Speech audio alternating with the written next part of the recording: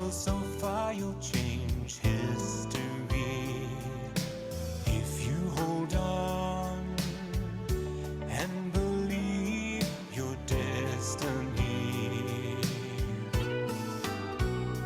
There's no limit to man. There's no disability that can stand in your way when hold, embrace, and hold. When you're down, I'm here beside you. When you're broken, I'll be by you. When you stumble, I'm behind you all the way.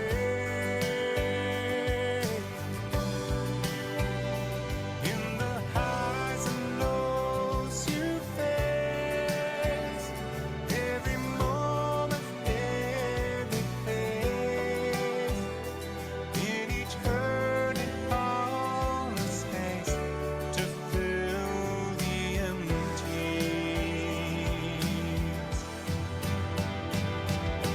Don't be afraid, don't care what they say.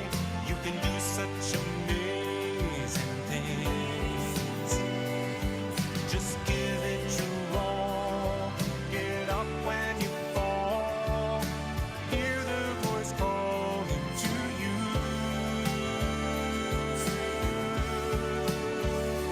When you're down, I'm here beside you. When you're broken, I'll be by you. When you stumble, I'm behind you all the way.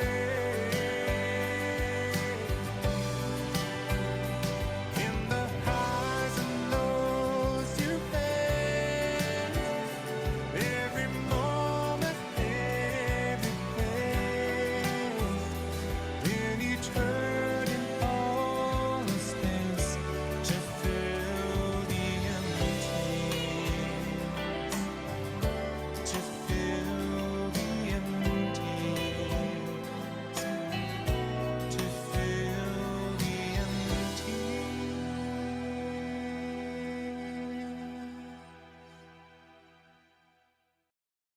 When you're down, I'm here beside you.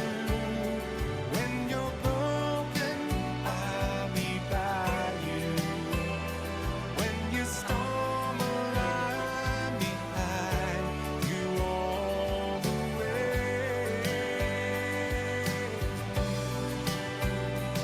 In the highs and lows you face, every moment, every phase, in each hurt and hollow space, to fill the empties,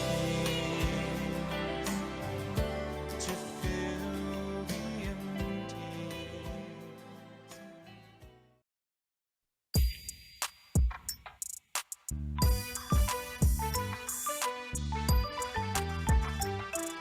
อเมริกามี50 สเตทส่วนไทย77 จังหวัดตักกทมมี76เหนือใต้ออกตกไทยแลนด์4 ภาครู้จักกันดีชาติไทยเรานี่ที่มีแต่ของดีที่สุดเลิศสุดแกรนด์อยากไปทั่วทั้งดินแดนแต่ต้องพูดแลนด์ชื่อจังหวัดไทยให้หมดครบไปก่อนอุตรดิตถ์พิษณุโลกน่านจันทบุรีศรีสะเกษเพชรบุรีปัตตานีประจวบคีรีขันธ์กาญจนบุรีพระนครศรีอยุธยายะลามหาสารคามกำแพงเพชรเพชรบูรณ์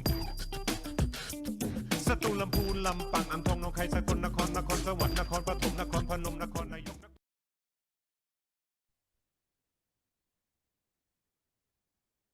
Welcome, everyone.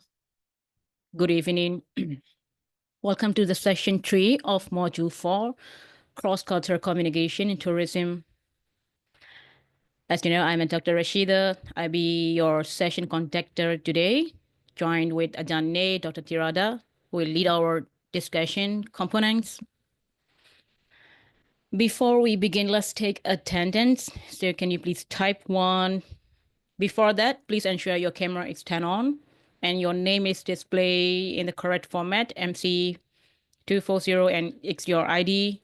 And it's good to put your name beside your ID. So it's good to call your name by your name, not number, right? And our teaching assistant will be taking a screenshots for your attendance verification. So make sure your camera is on and type 1 in chat. So that's our initial roll call, right?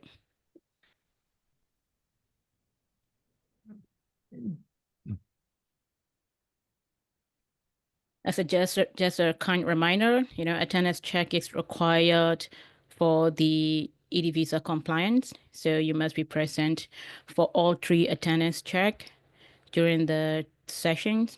The second attendance check will be at the 8:30 p.m. and the final check will be at the 9:15 p.m. It's just a reminder.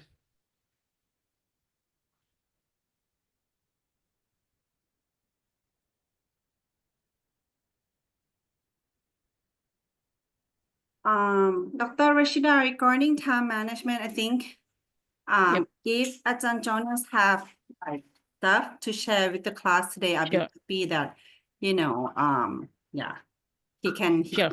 cover everything that without he's been preparing. so it's without further ado, I should introduce Mr. Jonas, right? Yep. So today we have a very special guest joining us. Very thrilled to introduce Jonas Anderson, who has a unique perspective on a cross-cultural communication in Thailand. Mr. Jonas moved to Thailand from Sweden as a youngster and has developed deep insights into navigating Thai culture, particularly in entertainment and business contexts. Mr. Jonas has over 20 years of experience in Thai entertainment, marketing, and cross-cultural communication consulting. He received numerous recognition, including Thai Red Cross Medal and Excellence in Thai Speech Award. Today, he'll be sharing his journey and insights on cross-cultural communication in 3 parts. So let me now hand over to Mr. Jonas for the first part of his presentation. Floor is yours, Mr. Jonas. Welcome. Hello, everyone. Oh, wait, okay, there you are. I'm there. Nice to see you all. I'm Jonas. Thank you very, very much to the faculty and to Chulalongkorn University for having me here. This is very exciting for me.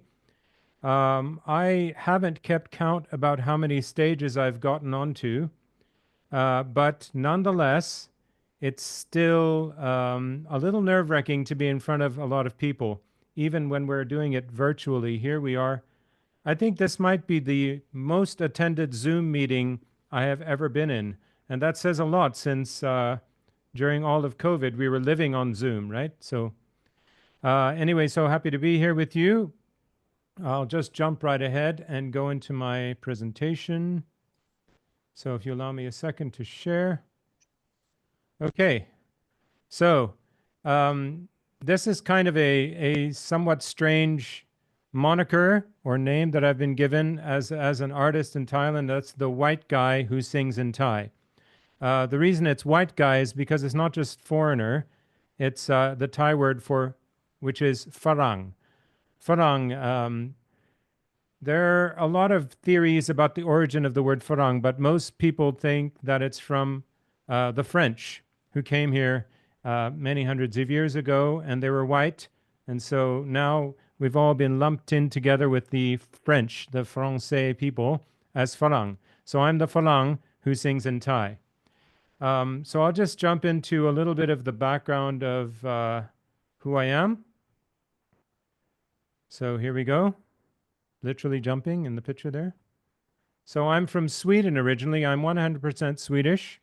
I don't have any multiracial heritage. Oh, sorry, my Ada.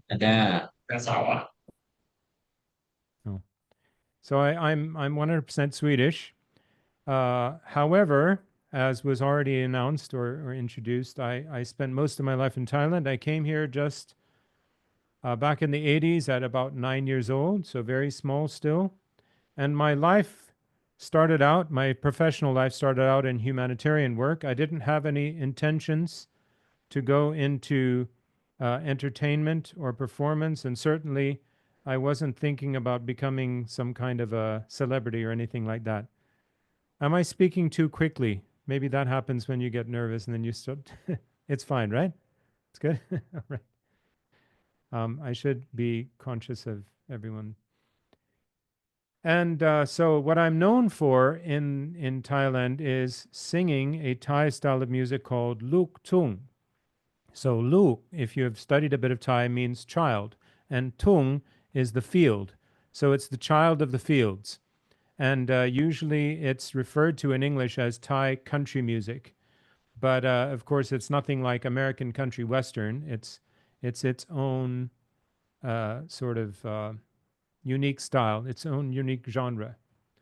So in that capacity, as a Luk Tung artist, I've toured extensively in Thailand and also abroad. So here you get a little bit of a sort of a visual representation of what Luk Tung looks like.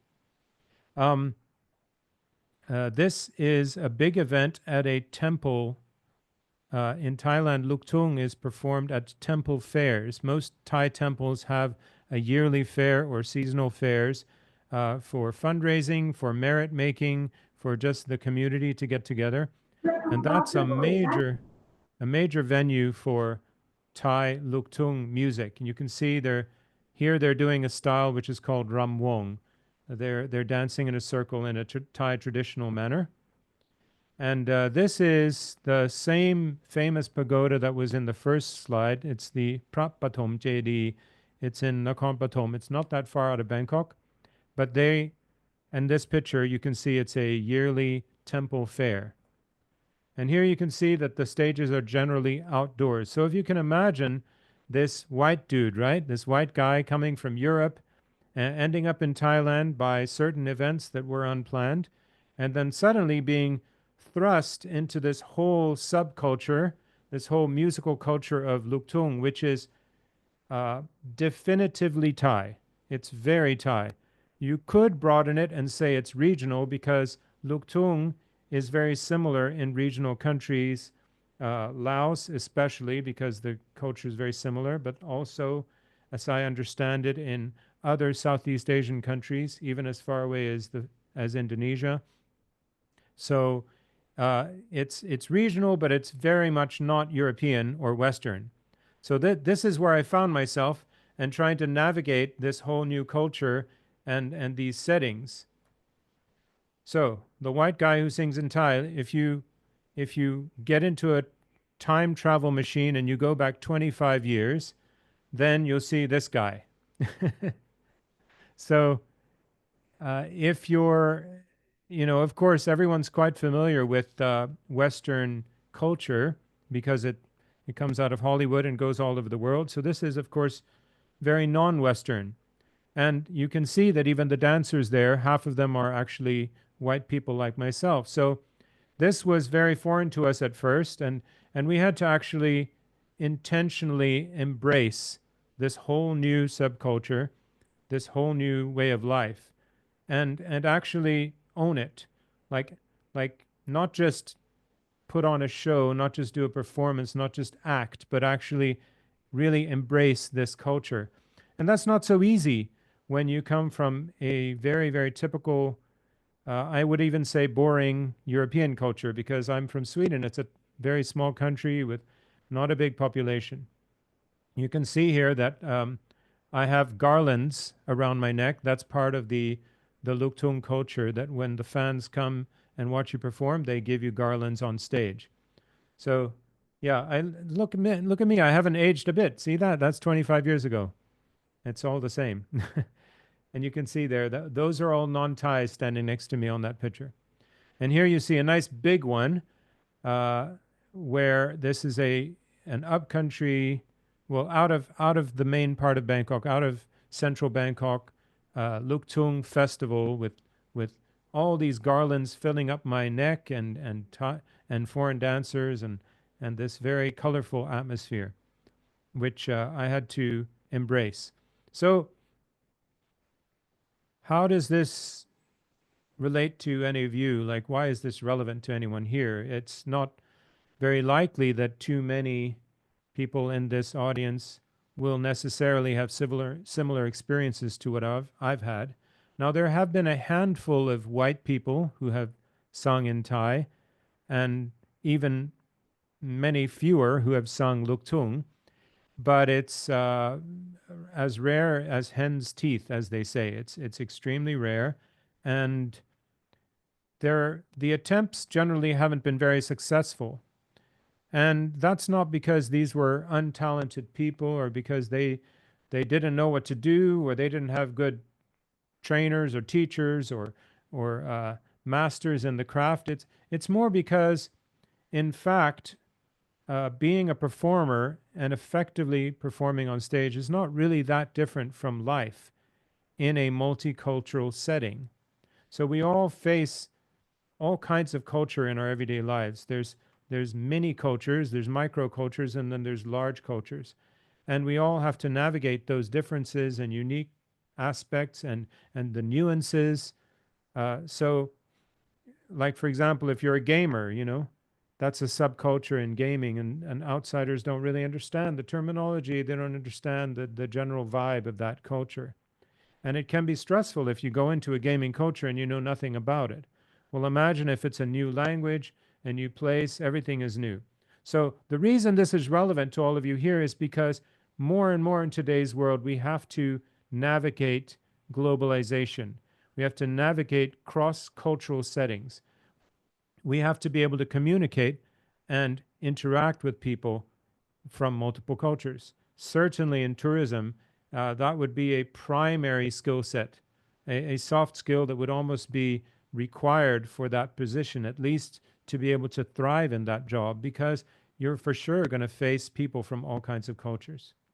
So here's some highlights. I launched in June 2000, so this is now, we're going on 25 years. I have 8 full albums, and after that, dozens of singles after we moved into digital disruption. At first, it was quite a lot of buzz in traditional media.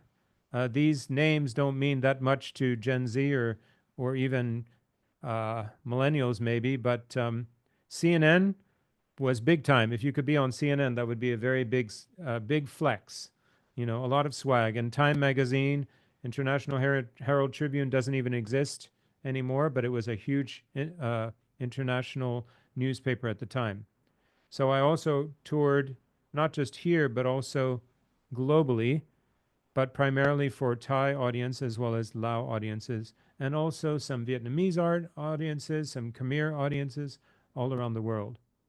So alongside entertainment, I've also, as you heard in the beginning introduction, I've also worked with marketing, branding, events, and media production with an emphasis on cross-cultural communication. So the main sort of niche that I have, the main unique selling point, USP that I have, is that I'm able to straddle and navigate through those cultures quite smoothly because of my background.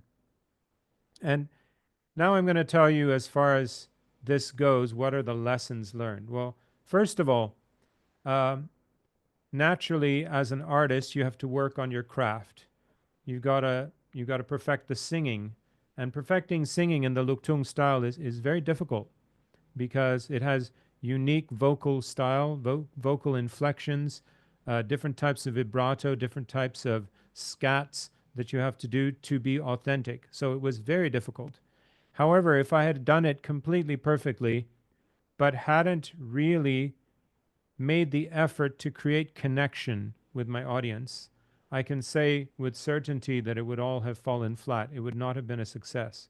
So it's about touching hearts and minds, not just getting noticed. For sure, it made a big splash in the beginning, in the news all over the place, all over TV. We didn't have a lot of internet, but everywhere else it was. And so it made an impression that got the attention. But as far as staying power, as far as being able to continue as a career in this field, in this industry, it involved connection. And that's the same as what everyone here is going to face.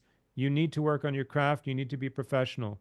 But if you don't build connection with your target audiences, then you're going to struggle to find success. Communication is key. To have a lasting impact, we have to learn to apply effective communication skills. So for me, that had a lot of unique nuances. It wasn't just language, it was also idiomatic expression. It was also humor. I had to try to adopt and embrace Thai style humor because I'm entertaining on stage. I had to understand some of the more subtle meaning behind some of the words, and I made some mistakes. For example, I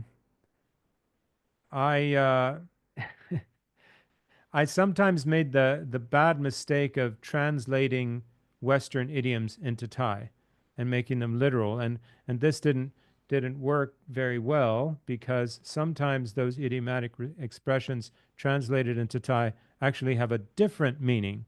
So that was careless of me to do because I should have gone and found out, okay, what does it mean, first of all, before I go and translate it literally.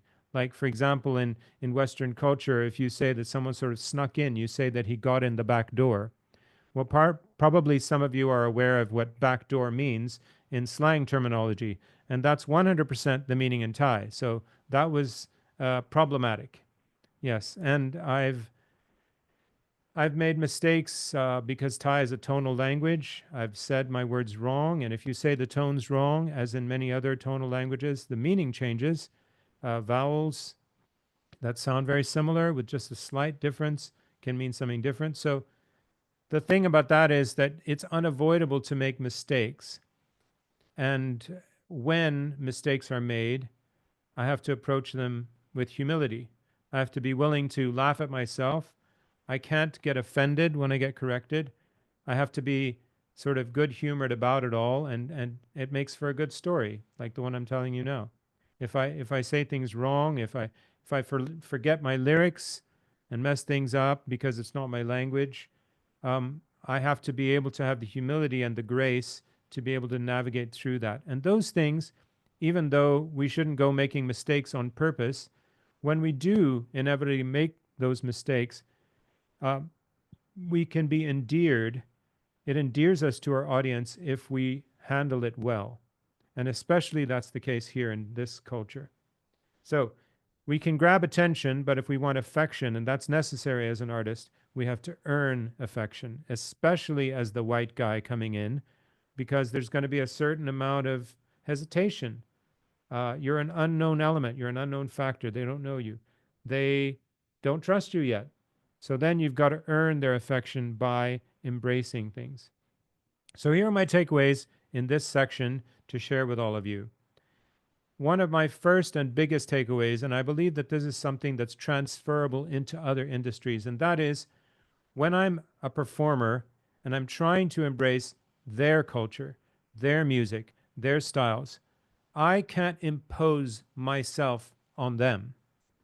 That wasn't my sort of trick of the trade. It wasn't my skill for success. What I had to do, my approach had to be to embrace what they like, what they are, their identity, and try my best to learn it as best I could, because then I was able to really adopt those cultural dynamics.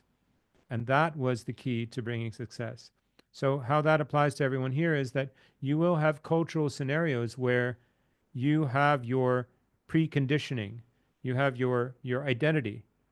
And it sometimes feels like you're betraying your identity, or it feels awkward or unnatural. But if you really want to win hearts and minds, as we were talking about, you have to be willing to sometimes give up your own typical style of identity in those settings, in those professional contexts, and embrace your audience.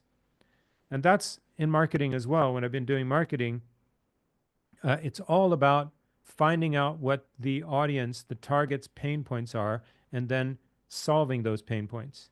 It's not just like, I have such a cool product, I have such a cool marketing campaign, I have such a cool ad, everything's so cool, and I'm going to put it out there. It won't be embraced. It won't have success if it's not actually responding to their needs. And certainly in tourism and hospitality, that would be the case as well. So what I want to term this as is being otherly, not being self-focused, but otherly, being focused on your audience. And to be otherly, I blocked up my thing here. We have to be willing to get out of our comfort zone sometimes. So that's what happened to me. I had to really get out of my comfort zone, and it's not easy to do. So now I'm going to play a little snippet. Nescafe Blend and Brew. No, it's giving you ads. This is going to be, before I start this, this is a cover of my own song, an English cover of my own song. And as far as I know, pending approval from your faculty, this is your homework. Everyone has to learn this song. Nescafe Blend and Brew อร่อย It's insisting on playing this. ไก่ทอดแม็ก Nescafe Blend Nescafe Blend and Brew อร่อยทำถึงต้องมีอาราบิก้าและโรบัสต้าลองเลย There are warm welcome smiles here to greet you. Lots of beautiful ladies to meet you. Fantastic food is here to entice you. Exotic places sure to excite you. Come and see. It's really amazing. Make your dreams reality. Come and learn the songs they sing. Just start out with these few words with me.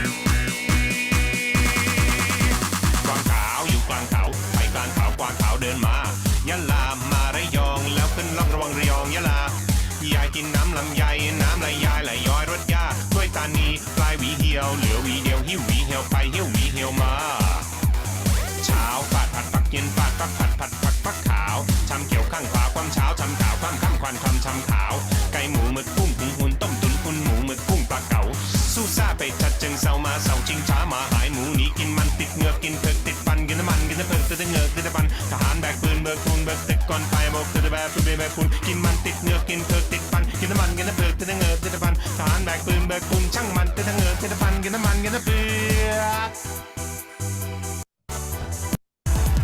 There's this girl, she's got me hypnotized. All right. That's it.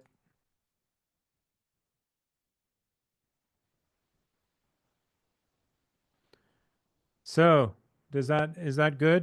Can that be the homework for everyone then? Do the professors agree?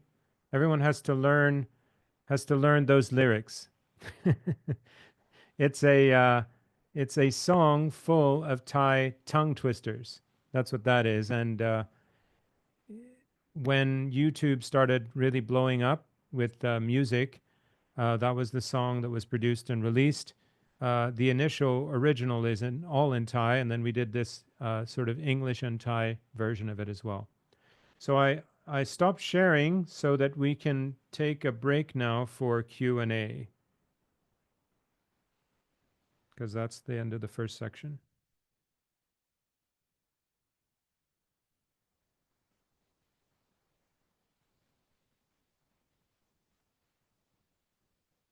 Is this moderated by... Thank you so much for the nice comments that we've been getting. Hello, students, do you have any questions for Mr. Jonas? Would you be able to take questions, Mr. Jonas? Yes, of course. Any question. Nothing's off limits. Yes, sir. Hello, can you hear me? Yes. Yes, sir, nice to meet you. I'm Tayada Nalwin. So a little short introduction for me. So I'm a professional DJ producer from Myanmar. So I would like to know like how when you firstly reached Thailand, did you learn Thai language by yourself, or like did you take a special class for your like music production, and how many years for you to take to speak fluently? Yeah. Okay, thanks.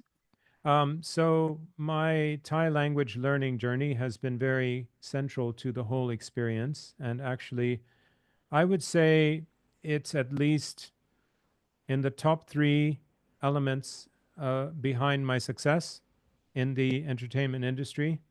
It was a major factor.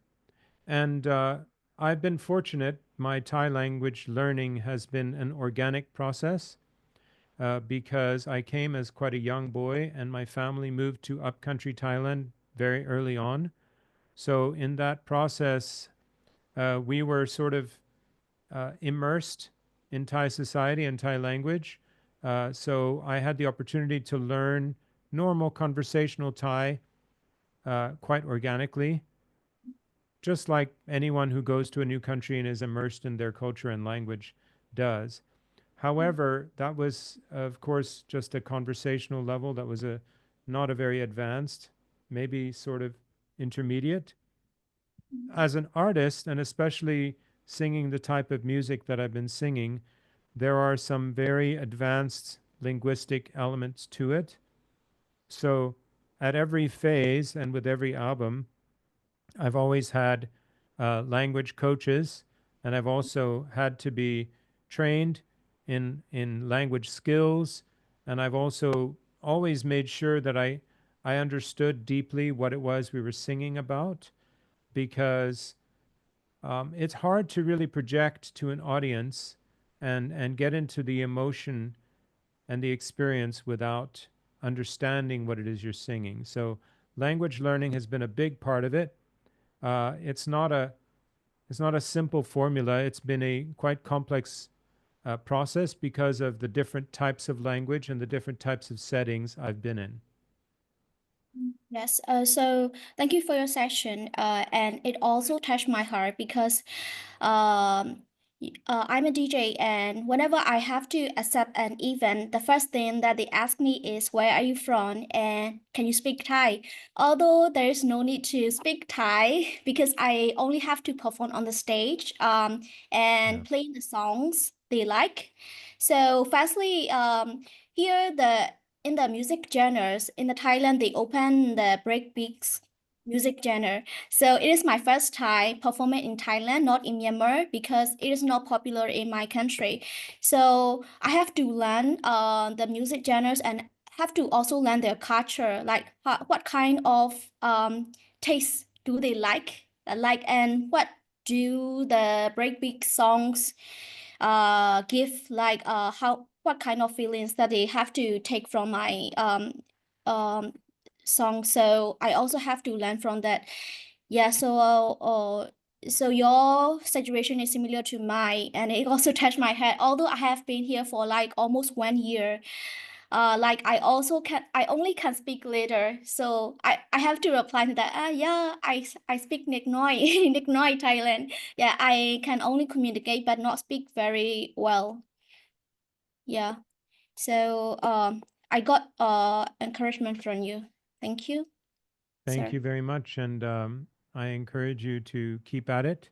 Yes. Definitely, even if it's not an essential thing, Thai language is a very helpful skill for anything here. And if you're in the musical space, I think you have a head start because we use our ears a lot with music, and that's really quite a key element of learning language. So I encourage you to keep at it. Keep going. I'm sure that you'll improve very quickly. Yeah, thank you. Thank you, sir. Thank you, Yadana. Anyone has questions?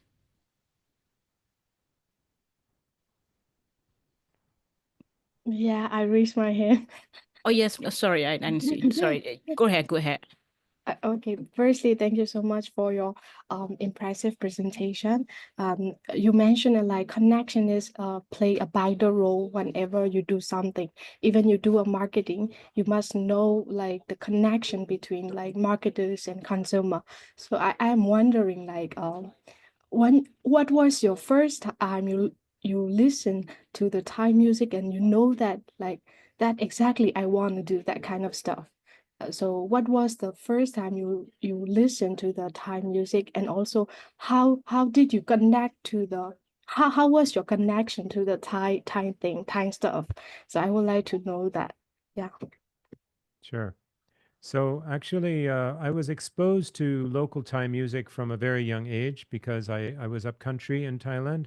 And as I was explaining, this genre that I've been singing is Thai country music. So it's very widespread in both big cities and rural areas of the country. So and you can imagine back when I was a small boy, it was even more so. Uh, Thailand hadn't become as westernized as it is now. So their local Thai musical styles were all over the place. So I got to hear a lot and was very exposed to it. But actually, to be honest, I had never intended to be an artist in this type of music.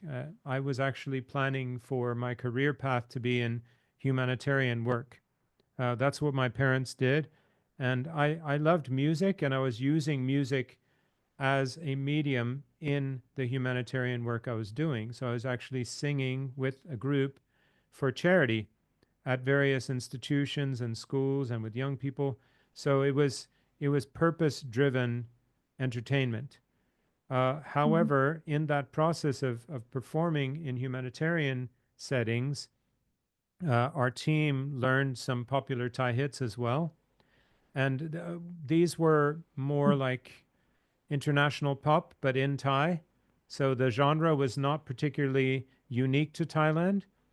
However, at one point, this type of music called Luk Tung had a huge resurgence. It became very, very big once again, even in the big cities of Thailand. And so we started getting requests.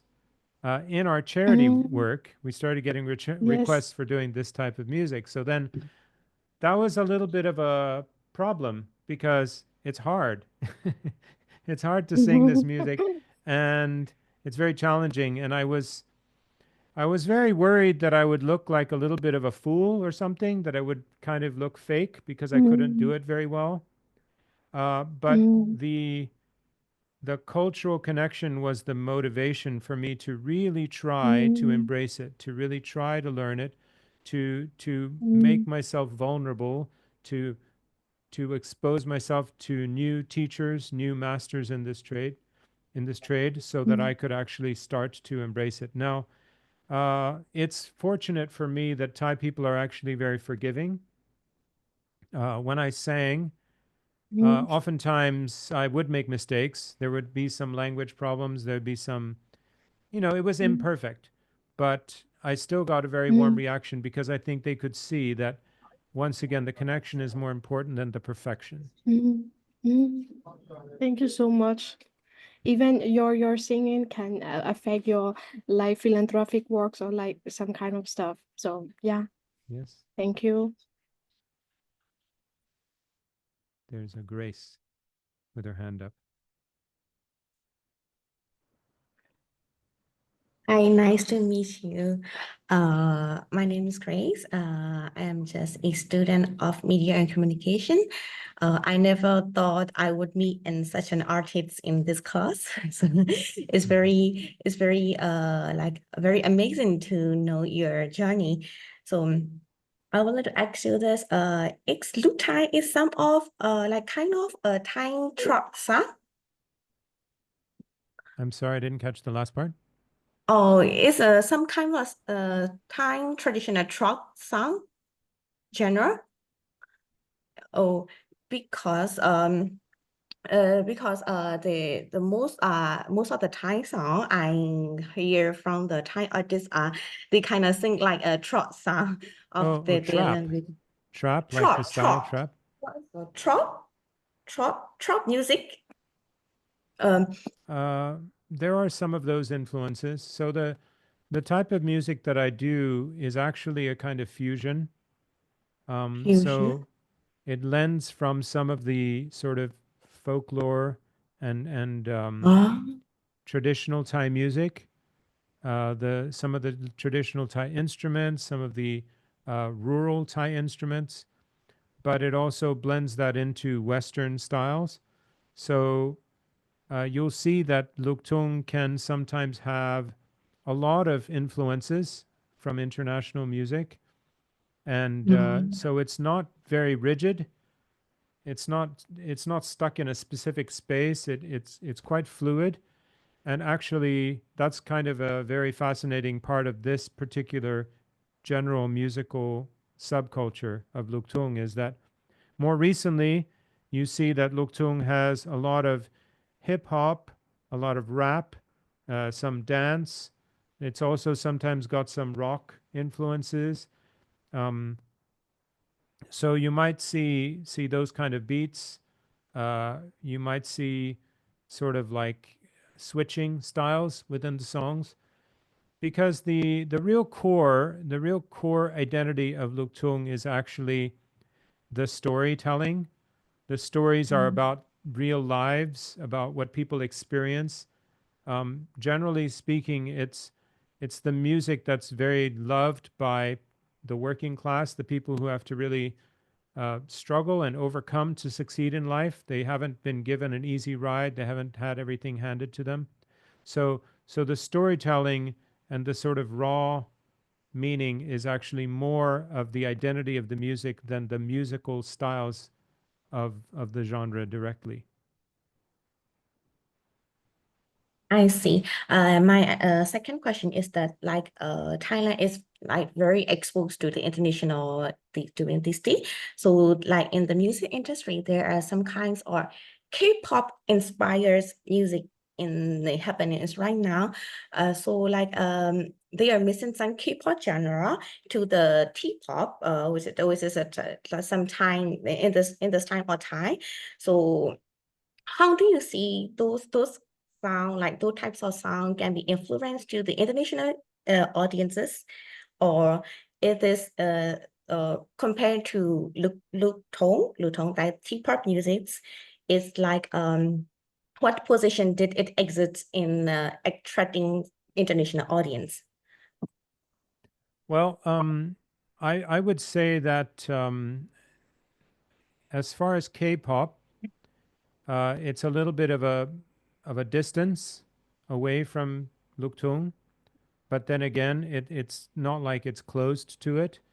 But if Thai Luktung in a more pure form was going to be exported to a global audience, I would say that it would fit a little bit better in the world music industry, the world music genre, because then you can really bring out the cultural uniqueness of it and showcase that. You don't have to sort of depart from it too much into a very typical international sound. It can have some of those influences and those beats and those aspects. And yes, there are some Luktung that are very K-pop influenced. But if Luktung in a more pure form was going to be exported, I would say that probably it would be world music. Thank you. Thank you very much for your answer. My pleasure. Thank you. Thank you, Mr. Jonas Israel. So I think we're going to go to the second part of your presentation. Yes, I've gone and spoken over time heritage already here. Yep. Yes, here we go. So now the section about unspoken heritage, and the reason I've called it that is because I want to talk about contexts and the things that go unsaid but are very much communicated. And this relates to entertainment, but really in a broader sense, it relates to communication. So this is kind of my personal theory, but I would say it's a tested theory. It's tested in my own life and in other people's lives, the people that I know who have similar experiences and life stories as I do. I'm in a specific psychological category called TCK, Third Culture Kid. So Third Culture Kids is actually a field of study in psychology.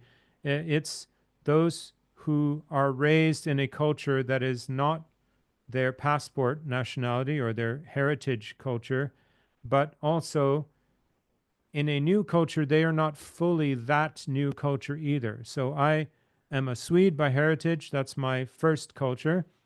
And I've moved into Thailand, which is my second culture, but I'm not fully the Swede or fully the Thai. So I'm a third culture kid.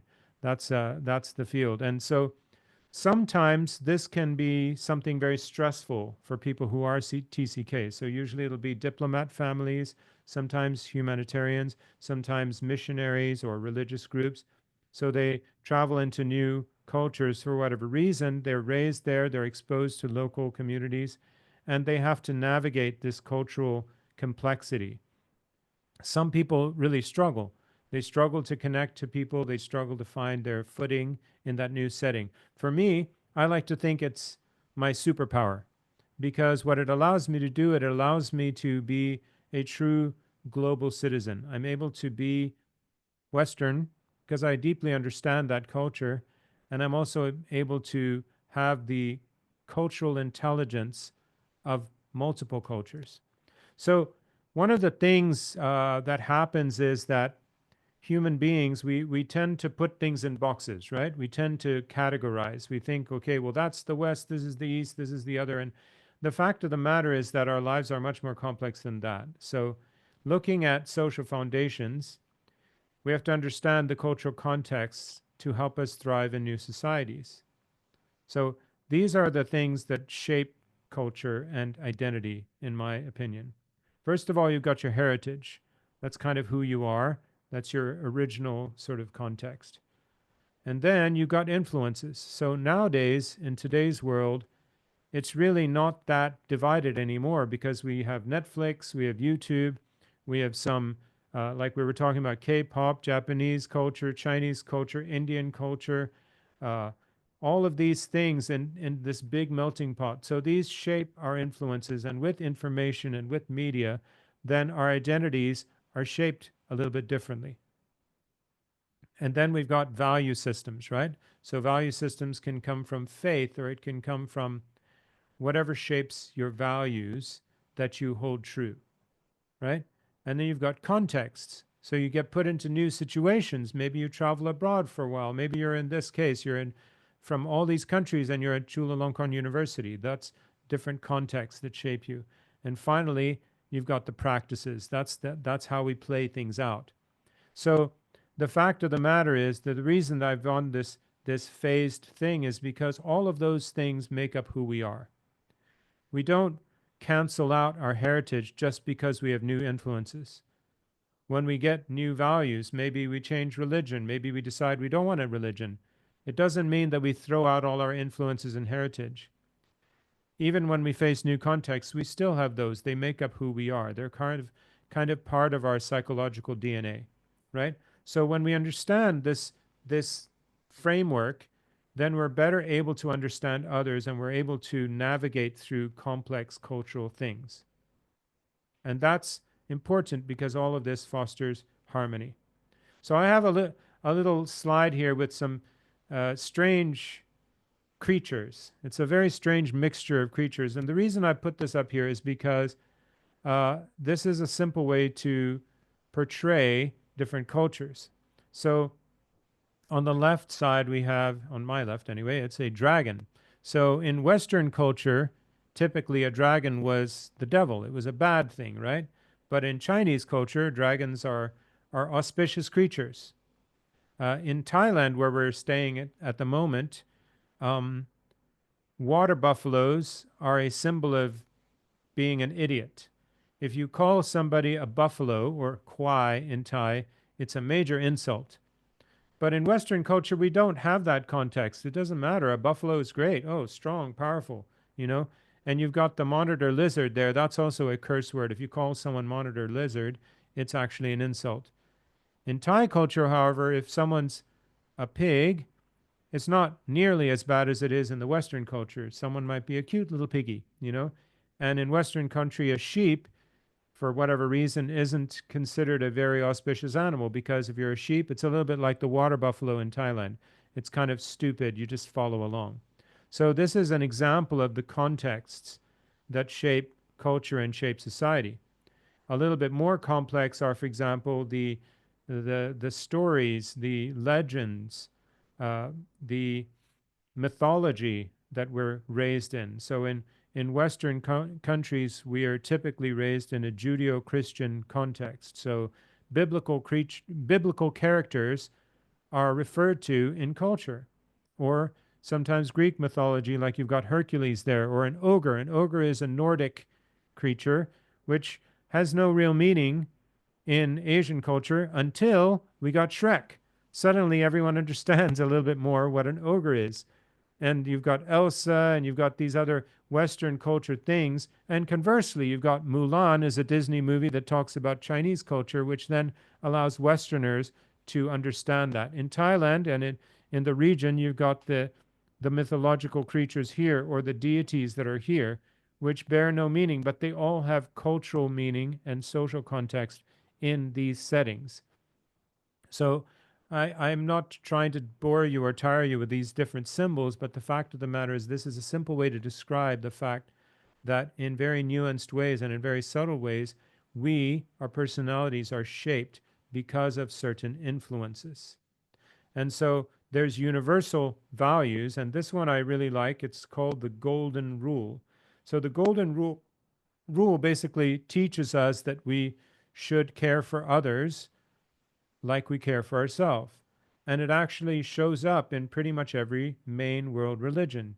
Buddhism, Christianity, Confucianism, all of them have some way of expressing this principle of the Golden Rule, that basically we should be unselfish.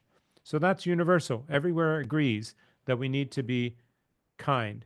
But then you've got Western values, and these I looked up, individuality, equality, responsibility, accountability, education, dignity, these things. Eastern values, a high value is placed on respect for hierarchy and authority, harmony and balance, education, collectivism, group identity, hospitality and generosity, family and community, humility. So my point here is, and this is a generalization, and it's purposeful generalization. We're talking about a broad category of Eastern and Western. And so if you're a Westerner, do you not value collectivism? No. In many settings you would. And some of these have, they kind of intersect. Equality, harmony seems to match. Education, that matches. Human dignity, respect, family, community. However, not all of them do. And that is because there's what I call a hierarchy of values. There's a hierarchy. In other words, values are universally embraced. However, a weight is placed upon certain values above others in certain settings and cultures. So in the Western society, we might really value independence, whereas in Eastern cultures, they may more value loyalty. Do they value independence? Yes, absolutely. Do Westerners value loyalty? Absolutely. But in a setting where you have to choose, you might pick what is the higher position in the hierarchy of values, right? So this plays out in social settings. For example, whereas a Westerner may really put a high importance on honesty, they're going to say, well, we need to be honest. But then some Eastern culture people might put a higher importance on not wanting to impose, not wanting people to feel uncomfortable. So for them, the not imposing value sort of outranks the honesty value.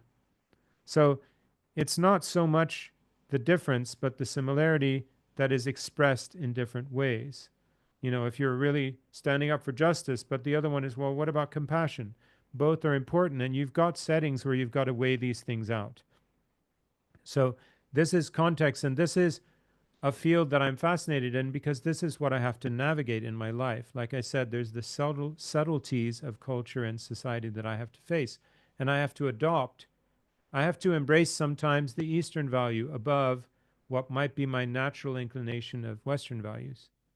So in Thailand, specific to Thailand, the heart of the matter, the biggest sort of center of all things Thai is Chai, which means heart, but that's a literal translation. In fact, Jai for Thai people is much more than just your heart.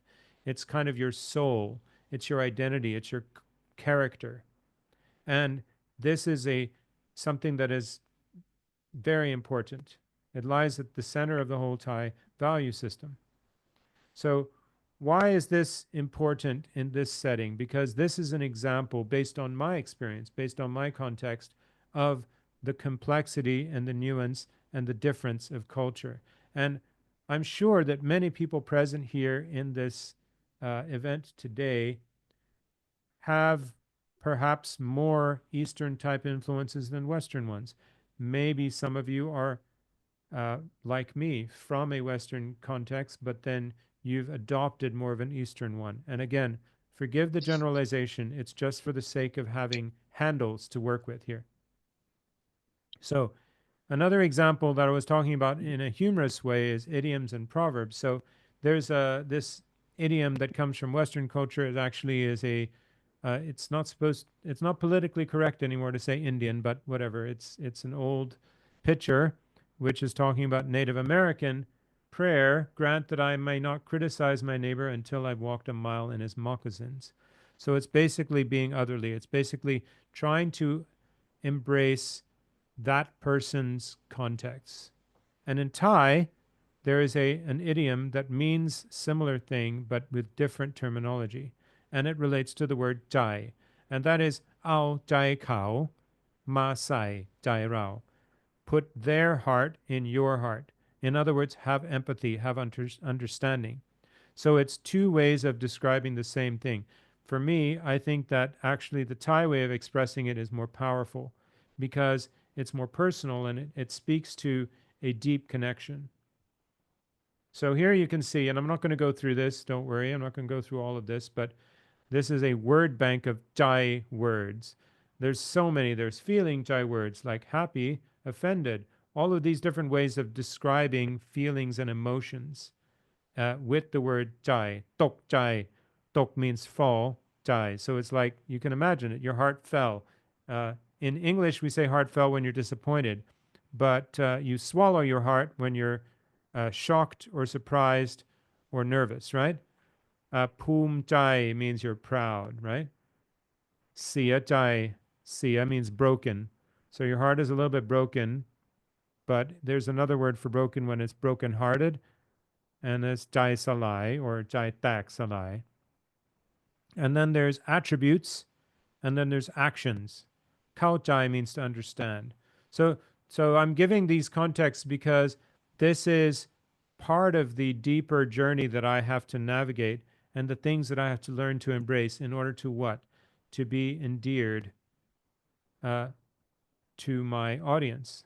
So if I just go up there and sing, or if I just go up there and learn my songs and be very professional at it, but I don't really try to understand their context, where they're coming from, where their values lie, then I'm not going to connect. And when I don't connect, there's not going to be any staying power. I'm not going to be able to be successful in the long term. And I'm going to give 4 examples of unique Thai words. Now, I even did a series of these on TikTok, and it was actually quite popular because I think Thais felt that it was a way of describing their culture which made them feel understood. Nam Jai, Nam is water, Jai is heart or soul, right? And so it's a weird word, like heart of water, water heart, heart from the water, water from the heart. What is it? But what it is it's kindness, but it's a very deep form of kindness that expresses values that are deeply held by the Thai people. Kindness, courtesy, concern, all of these things fall into Nam Chai. Greng Chai. Greng Chai is a very major Thai characteristic, which ironically can be both a virtue and a vice given the circumstances. So being Greng Chai is being conscious of others' feelings, not imposing, right? But it also can be too much. You can be too Greng Chai, so you're suppressing your emotion and not willing to communicate openly. Lack of Greng Chai causes unease, discomfort, or overstepping beyond social boundaries. So if you're someone without any Greng Chai, then that's problematic in Thai social settings. Chai Bun is basically an interaction between the general social culture and their religion of merit making, right? Being charitable, accumulating merit, indebtedness. And then katanyu. Katanyu is loyalty, gratitude, indebtedness. These words, if you look them up in Google Translate or even a dictionary, you'll find that they're quite superficial interpretations given. And so in Katanyu, or in a lot of Asian cultures, you might say that ties are hierarchical or transactional, but in fact, that's not true. They're relational. It's more about harmonious relationship, interaction, and exchange. And this is something that as a Westerner, I've come to appreciate. In fact, I feel like many times I identify with that more than the more stereotypical Western context. And this is talking about Katanyu, which actually comes from a Confucian value, which is called filial piety. I only learned this word filial piety when I had to do the research about these different terms and these different social contexts. And so there's a movie that really made a lot of waves in the whole region. It was very popular in China because it has Chinese culture as played out in Thai culture. It's called How to Make Millions Before Grandma Dies. It's a great way to get some sort of in-depth understanding of a lot of cultural dynamics and social dynamics and Thai values in the Chinese heritage context. So I suggest that if you can, check this out. It's on Netflix. All right. That's the end of the second section. So we can take a break to field questions. Thank you, Mr. Jonas, for sharing such a deep concept. Lenas, do you have any question? If you have questions, please raise your hand and go ahead.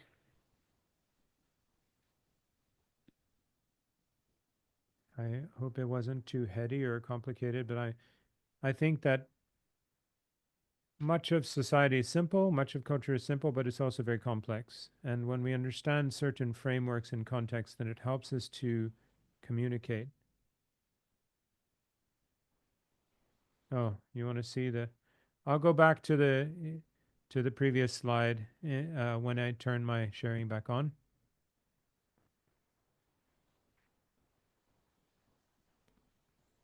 Not too many questions on that one. Most people here are, or no, maybe there's no someone like that film in 2024.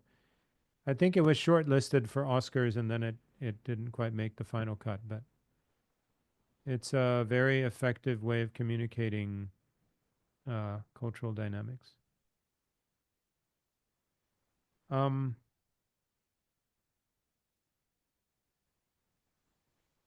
So actually the cultural context section of the presentation is intended to kind of preface the next stage. So it's kind of, I'm going from my own background, my life experience and my professional experience to the unspoken elements or dynamics that are in a part of culture, that are involved in culture. And then from there, we can explore the unique dynamics of language and how culture affects language and shapes language. Like I said, when I said in Thai, I got in the back door, that had a very different meaning from what I intended. It wasn't sneaking in or coming in at the last minute. It was a rather crass connotation. So it raised a lot of laughs. Should I go ahead then to the next section if there aren't any questions? Yes, and I think we should go for the next session. Okay. Message that translates conversation. Sure. So I will share this here and I'll backtrack to the last slide in case you want to screen capture this. It's a very long name in English. In Thai, it's a very short name. How to Make Millions Before Grandma Dies. It's on Netflix. I think it's quite relevant to people who understand these cultural dynamics. And it shows this dynamic where I was talking about the various contexts that shape our personalities. Because even though you've got in this movie, you're seeing people from the younger generation, you can see how deep down part of their identity is still shaped from these cultural dynamics. Even though the world's gotten modern and people are, very connected, deep down, there are some things that we can't divorce ourselves from. And the same goes for me. I've been living in Thailand my whole life. I would certainly say that I'm very shaped by my Western heritage as well, my Swedish heritage. There are dynamics there that shape who I am.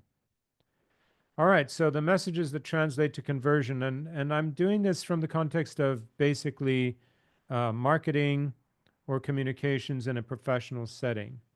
So what can happen in communications, in professional or corporate communications, is if we don't prepare ourselves properly with cultural contexts, we can end up in very embarrassing situations and actually very harmful situations that really work against what we're trying to do. And with marketing, advertising involves a lot of money. You put a lot of money into marketing and advertising, you want to make a return on that investment. And so if you don't properly consider the cultural dynamics at play, then you will end up in a difficult situation. And in fact, that has happened, and I'm going to give you a couple of examples of high-profile mistakes. So in China, this happened, where, of course, we know KFC. Their slogan is, "It's finger licking good." You've surely seen it somewhere. But unfortunately, when they translated into Chinese, it came out as "eat your fingers off." Somehow, their sales weren't increasing very well. I think this is quite fact-checked, so I'm pretty sure this is accurate information. We've got this slogan for Pepsi. Again, these are massive multi-billion-dollar companies, multinational companies, and they go into China, come alive with the Pepsi generation. Well, what it actually meant was Pepsi brings your ancestors back from the dead. So here was a situation where culture in language really, really affected the communications and meant that they probably spent a lot of money that was wasted. And there you have the result. Now, I'm from Sweden, and if you've been around a lot of big cities around the world, and certainly Bangkok, then you also know IKEA or IKEA. So I refuse to call it IKEA because I'm Swedish, and in Sweden we call it IKEA. And so I'm not going to be influenced by my UK or American friends. So this is a workbench from Sweden, and they, as you know, IKEA names things with Swedish words, and it's fartful. This is a real thing. It's a real screen capture because in Swedish, fart means speed. So it's like a speedy workbench to help you to save time, you know what I mean? But it didn't translate well into English. Another example is a model of car called Pinto. It was a kind of a smaller version of a Mustang, a Ford Mustang. Well, it wasn't selling very well in parts of South America because Pinto refers to small, gentlemanly parts, small men's parts. So that wasn't very effective in their marketing, although I think they just overcame it anyway. And then here we've got another IKEA furniture item, Jättebo, Jättebo. Jätte means big, and bo means live. So it's like a nice living room or living setting. But in Thai, this word was very problematic when IKEA came to Thailand because, I'm not going to translate it. It's crass. But any Thai people here will get it, and they'll be chuckling silently, I'm sure. So, messages that translate to conversion, the unspoken messages speak loudest. So along with those terms and terminologies, there's also the things that go unspoken that they're part of the verbal conversation, the written conversation, but it's the subtext, it's the underlying language. So here we've got a video. I'll just let you watch it a little bit.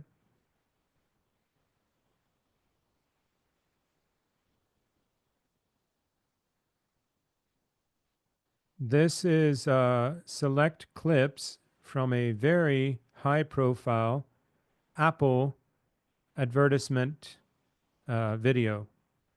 So Apple has a series of videos about, they're meant to be humorous. They're people who are in work settings and trying to figure out what to do in sort of exotic places. So they created this sort of short film type of advertisement here in Thailand, put it up on social media, on YouTube, with a very Western mindset of, oh, it's all in good fun. Oh, it's fun. It's great fun. However, it wasn't great fun at all, because in Thailand, this was extremely offensive. Because basically what they're doing is they're kind of presenting stereotypes. They're sort of showing Thailand as a very backward country, disorganized, underdeveloped, and all of these things. And honestly, in our Western culture contexts, this kind of satire is very normal.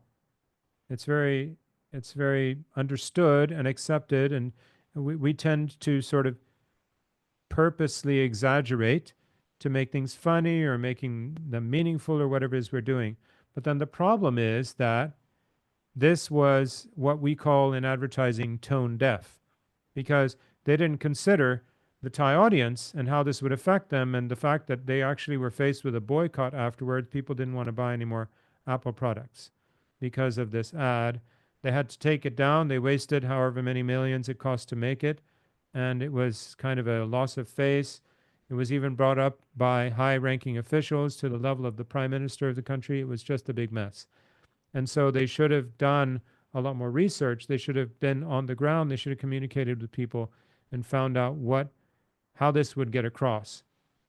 And I also have a friend who's American, who was stationed as an expat in Bangkok for a while. And he loves Thailand. He has very affectionate feelings towards Thailand and Asia and in general, but he's an American guy, and Americans, they tend to be a little bit forthright or blunt or straightforward, And in the company he was working for, which was in many countries around the world, he wrote a sort of satirical, humorous piece about his experiences in Thailand. And this was not a public magazine. This was an internal publication where the staff from different countries could share their experiences. And he was just sharing his personal experiences in a fun way. But then, and he had a staff member here in Thailand who is actually very Americanized. He was raised in America, and he spoke fluent English. He was fully embracing all aspects of American culture. He may even have American citizenship, but then for some reason, when this publication was released, he was very offended and said that his boss was being disrespectful and was looking down on their culture, on their society, on the Thai way of life. And that was not at all his intention. This was a matter of cultural difference. And in a professional setting, it was kind of damaging, because if this one guy who's very American was offended, well, chances are others were offended as well. So it behooves us to kind of get our ear to the ground, get information locally, connect with people.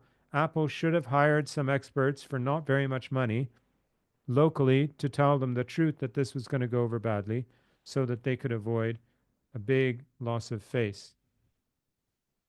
So here we have other more broad cultural communication disasters. This person, this is a Dove ad, which got taken offline as well, because basically they're saying that the dark-skinned person becomes a light-skinned person, and then that was culturally insensitive in a Western culture. In Asian culture, it's really not that big of a deal. So it works both ways.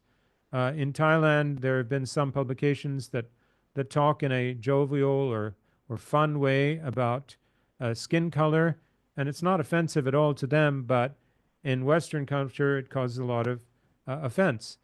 This was, I think, actually a mistake of AI, and this is very recent. It was already just back in 2022. So there's a yearly event in the German calendar called Kristallnacht, and it's actually an occasion where there was a major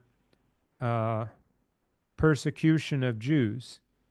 It's a crystal night or glass night, and they actually put out an ad in social media with KFC again, saying celebrate Kristallnacht with some chicken and cheese, and it was extremely tone deaf, extremely offensive, and they had to quickly apologize, and they were very embarrassed, and it went all over the world as a thing not to do in marketing and advertising. So cultural nuances in advertising are certainly not local just to Thailand. I'm sure you can look up countless ways that this has come across. One ad I saw recently in Thailand, and I haven't been able to get a screen capture because I only saw it in some LED billboards, and that is it was showing a tiger, a white tiger with black stripes, jumping through this portal, and then all of the black stripes were erased and it became pure white. And then it showed a leopard with black spots, also a white leopard, jumping through the same portal, and all of those spots went away. So in Thailand, that's effective because it's talking about black spots on your skin or perhaps stretch marks on your skin that this particular product is supposed to help erase. And so it was logical and it makes sense in Thai society. In the West, I would venture to say that would not be a very successful ad because probably it would spark sensitivities. It would make people upset. They would probably say, you're looking down on or marginalizing those who have some sort of peculiarities in their skin. So it's a little bit tricky when you have skin products. However, it works in Thailand.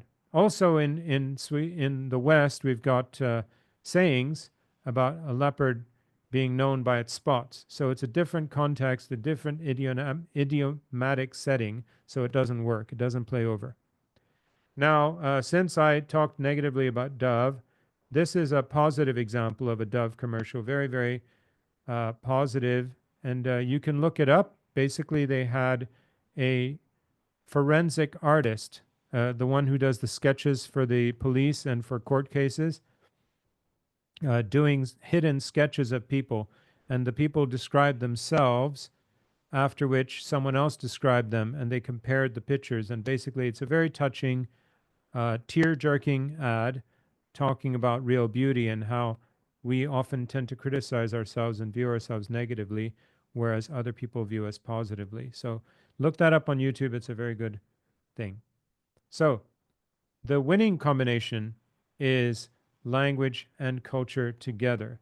Now, when I put on my marketing hat and I start to go into the field of corporate communications or ads, or creating brands or creating taglines, then I really find this particular dynamic challenging and very invigorating. I really love coming up with communications that straddle culture, that kind of connect well between cultures. So I'm gonna brag a little bit. During COVID, I was working with a bank in Laos remotely as their executive advisor on marketing, and essentially I was pretty much running their marketing department. And so I set up a few brands for the company. But before that, I'll give another brand first. So I was doing a brand for a supplements company, and so in Thai, there's the word lap, as in the context of pon lap, which means benefit. So pon lap is a benefit that you get. And also there's the word lap, which means to sleep. So we were trying to come up with a brand for a product that helps enhance your sleep. So we did a play on words in Thai of pon lap and lap, which means sleep. But in Western culture, there's a colloquial or slang way to refer to the word love of lub. So what we did is we did this play on words that works in English and in Thai of lubway or lapway or lapway. So it works across cultures and it kind of hits both birds with the same stone. So that was a project. It didn't really go to market, but it's a brand that I really enjoyed working on. Now, the bank in Laos, it's ST Bank. They were at the beginning of COVID launching a new mobile banking app. And so I was able to provide the branding for this, and that is ST Hub. So in English, of course, hub is a very good tech term. It's kind of like a place in your phone where it's the hub for all the functions and things you need to do. But in Lao, the word hap means to receive. In Thai, it's rap, but a lot of words that start with R in Thai, they start with an H sound in Laotian. So rap in Thai is hap in Lao. So I put the name together, the brand together of ST Hub or ST Hap, which would be the way they would pronounce it in Lao. And also, along with that, we did a campaign which was actually music marketing, where I did a special song for this new mobile app. And it came with the slogan, which was in the song as well. It's in the refrain of the song, which is Sing Didi Ti Hap Sama, Sing Didi Ti Hap Sama, which means the good things that you always get. But it's a play on words in Thai as well, because Sing Didi Ti Hap, in other words, the good things in the app that you'll always receive. So this was another example of something where I could kind of do a cross-cultural branding and marketing and have a communication that works well in multiple contexts, multiple language, and has a feel-good result with the audience. So that's the main body of what I had to cover with all of you this evening. I will give you a couple of little resources if you want to look this up later. This is a very helpful resource for multicultural communications and business. It's called Hofstede's Cultural Dimensions. And in this website, theculturefactor.com, you can actually add up to 4 countries and see how they score in these different dynamics.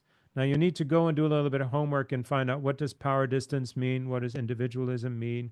What these dynamics are, but they're cultural dimensions that are kind of part of our social identity. So power balance is related to sort of seniority and so on. So you can see here that I use Bangladesh, China, Canada, Italy, and Singapore. I was trying to use a diverse range. You can do up to 4 countries at a time. So uncertainty avoidance, it relates to people who want to be on the safe side, who want to do whatever they can to be adding precautions. So Singaporeans are risk averse. They like to know what they're dealing with. They like to be in the safe place. So they have low uncertainty avoidance. Whereas in Italy, they kind of shoot from the hip. They jump right in. And Canada is a little bit more in the middle, and Bangladesh is on the upper end. You know, there's long-term orientation versus short-term, thinking long-term versus thinking short-term. In some Asian cultures, there's a tendency to think not very long-term. Clearly, that's the case in Italy too. So this adds more nuance within the general big umbrella of West and East, showing that there are a lot of nuances beyond that as well. So if you want to look this up, it's right there online, and it's quite helpful for cultural communications. Then there's another thing called the Lewis model of cultural differences. This is a little bit more nuanced than the general sort of East and West dynamic. This is much more than just East and West. This is talking about a range, you know, where people are on these different ranges. And that's just in crossculture.com. You can look it up there. You can find out about it and see where different countries or different cultures sit along this model that you see there. And that's what I have for tonight.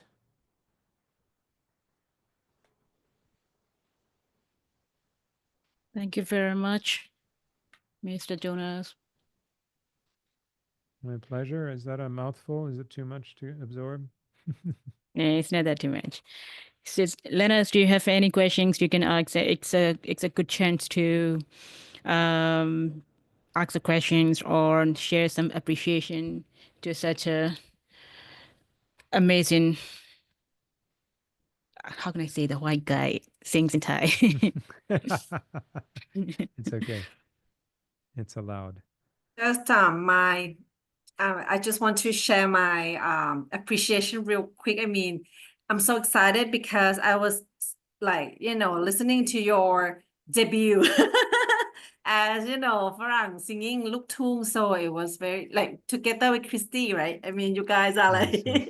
idols at that time. So it's really, really interesting how you share I would say the dilemma. Like people from outside would see it as, oh, it must be easy for you to, do this and that as a Farang here in Thailand. But listening from you, I can understand now that it's not easy apparently, and it takes a lot of connection, as you said, and also like open heart to absorb the culture around you, but still being outside outside your comfort zone. So really thankful for your insightful information and also your true story of how you you learn to embrace the cultures, and that's how the culture embraced you back. So thank you so much ค่ะอาจารย์โจนาสขอบคุณค่ะ Thank you. ขอบคุณมากครับผม ขอบคุณมาก Someone has a hand up. Yes, out. Can go ahead, please. Yes, thank you so much for sharing the session. I have a lot of insightful, especially when it's come to doing marketing campaign or marketing advertisement. People have to pay respect on cultural things. Because it's really important, right? So you mentioned that like misleading ads make some impact to the society. So I would like to know, do you have like a specific experience for like doing something or you did something misunderstanding about culture and you did some of the advertisement? How was the audience reaction? Is it really bad? Do you have that kind of experience, or do you have do you see some of the ads is like it's really bad impact for the society? Do you know what I mean? Yes, I I might know make what you some mean. of them. Yeah. It makes good sense. Well, I'm fortunate to not have had a massive mistake in my ad creation or marketing messaging. And really, that is because I always double check my communications with Thai people that I trust and that I know will be very honest with me, will be brutally honest with me. In fact, for the marketing communications events and branding and all that, the main coworker, the main colleague, the main partner that I work with, he's actually a mass communications alumni from Chulalongkorn. So he has a great network of leading mass comm experts in this country, and he himself, actually, he started out as my creative director, producing my music and my songs, and then we became close friends. We went into doing events, and we went into doing some of these marketing communications.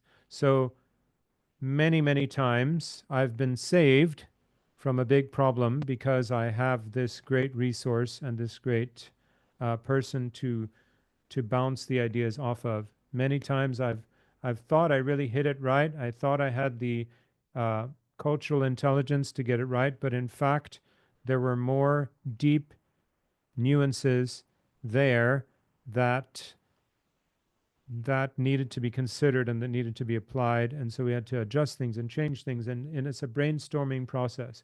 So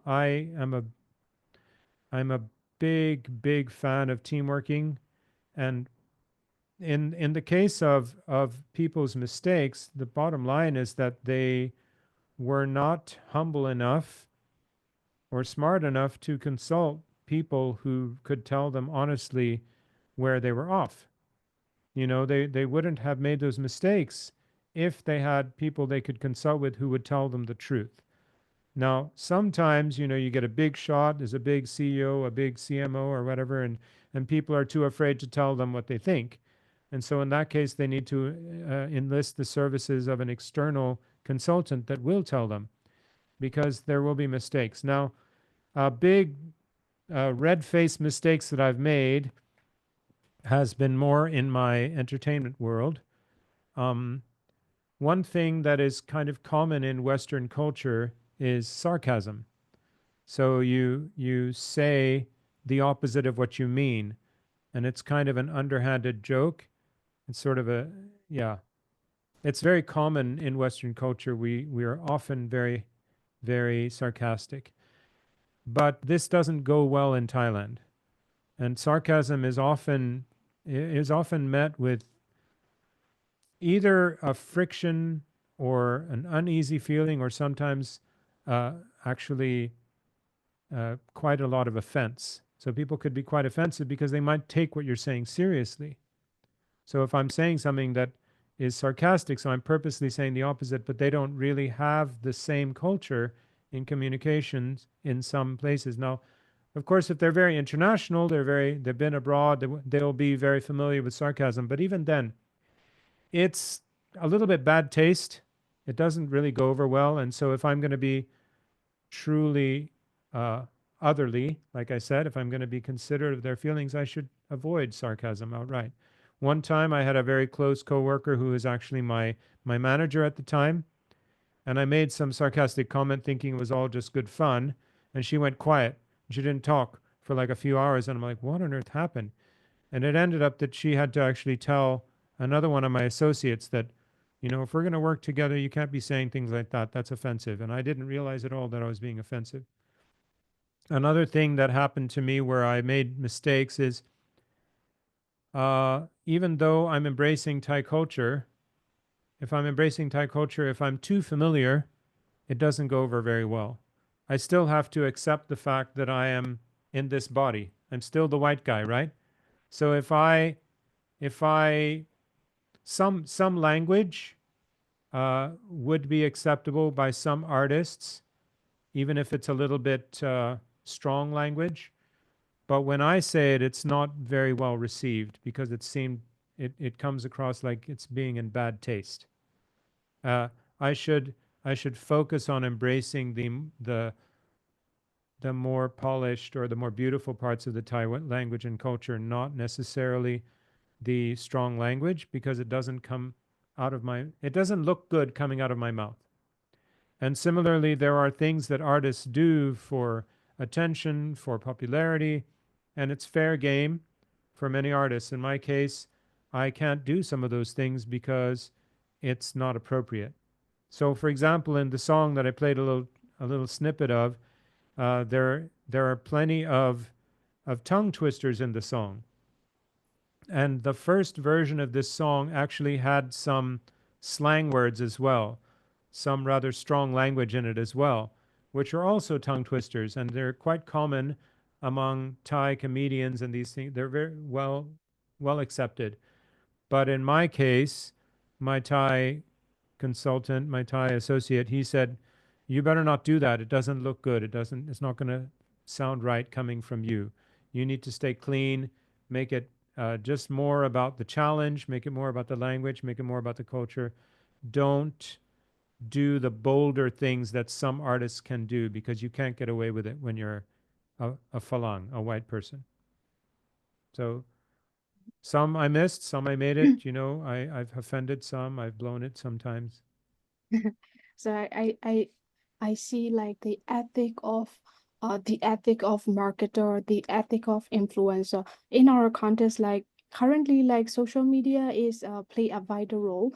People want to get engagement on it, even if good or bad. Even you have an engagement on bad thing, they think that they are hit the marketing. So I think even you are an influencer, even you are an educator, or even you are a marketer, you just have to deep dive on research before you're doing something, especially on cultural norms, cultural and society norms. We just have to deep dive into that, and we just have to create something.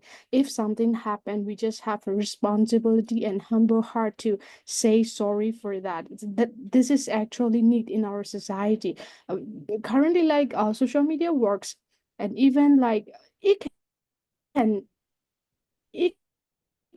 impact the brand didn't recognize it. They just only see the engagement. So the ethic of people have to deep dive on that. So this is a thing I get a lot from it. Thank you so much. Yes. So there's, of course, in advertising and in mass comm, you talk about provocative messaging, provocative advertising, and there is a common mentality that any news is good news, any exposure is good, but I think that backfires in some cases, and it's a very tricky thing to navigate, because if it backfires, it's not worth it in many settings, and there will be times where you get a lot of coverage for the wrong reasons, and it can be counterproductive. It actually negatively impacts your sales. So it's a very tricky area to navigate very cautiously, and I've always preferred the more wholesome messages. I think that good news maybe doesn't make as much of a splash, but it has better endurance. It lasts longer. It creates a better feeling. So I showed you the example of the Dove advertisement, which is a very feel-good advertisement. It's very touching and moving, and it may not have had as big a splash as something very provocative or very suggestive, but it is lasting. People still talk about it today. They keep bringing it up. There's some Thai ads that are very classic. They're kind of like a challenge, try not to cry. And they become a case study for good advertising because they're messages that really endure and last, and they make for a real good brand image for the companies that release them. And nowadays, like you're saying, influencers, online, social media, we're our own brand. We have to do our own branding, and for me, I'm disadvantaged because sometimes I can't do provocative messages, because when I do, it will be taken negatively and probably backfire on me and not be worth it. But then that means that I don't get the benefit of the more aggressive exposure that happens from more provocative communications. So it's really important to define what the brand character and brand identity is, even if it's yourself. What is your own brand identity? What are you trying to project? What are you trying to be? What are your pain points that you're trying to solve? What are you trying to project? Because when you do that, then you can stick to that identity, and you allow the things that you do from there to kind of harmonize with that identity, instead of just whatever is a trend or whatever might be popular, whatever might get you engagement. In the end, it could backfire and be kind of a negative.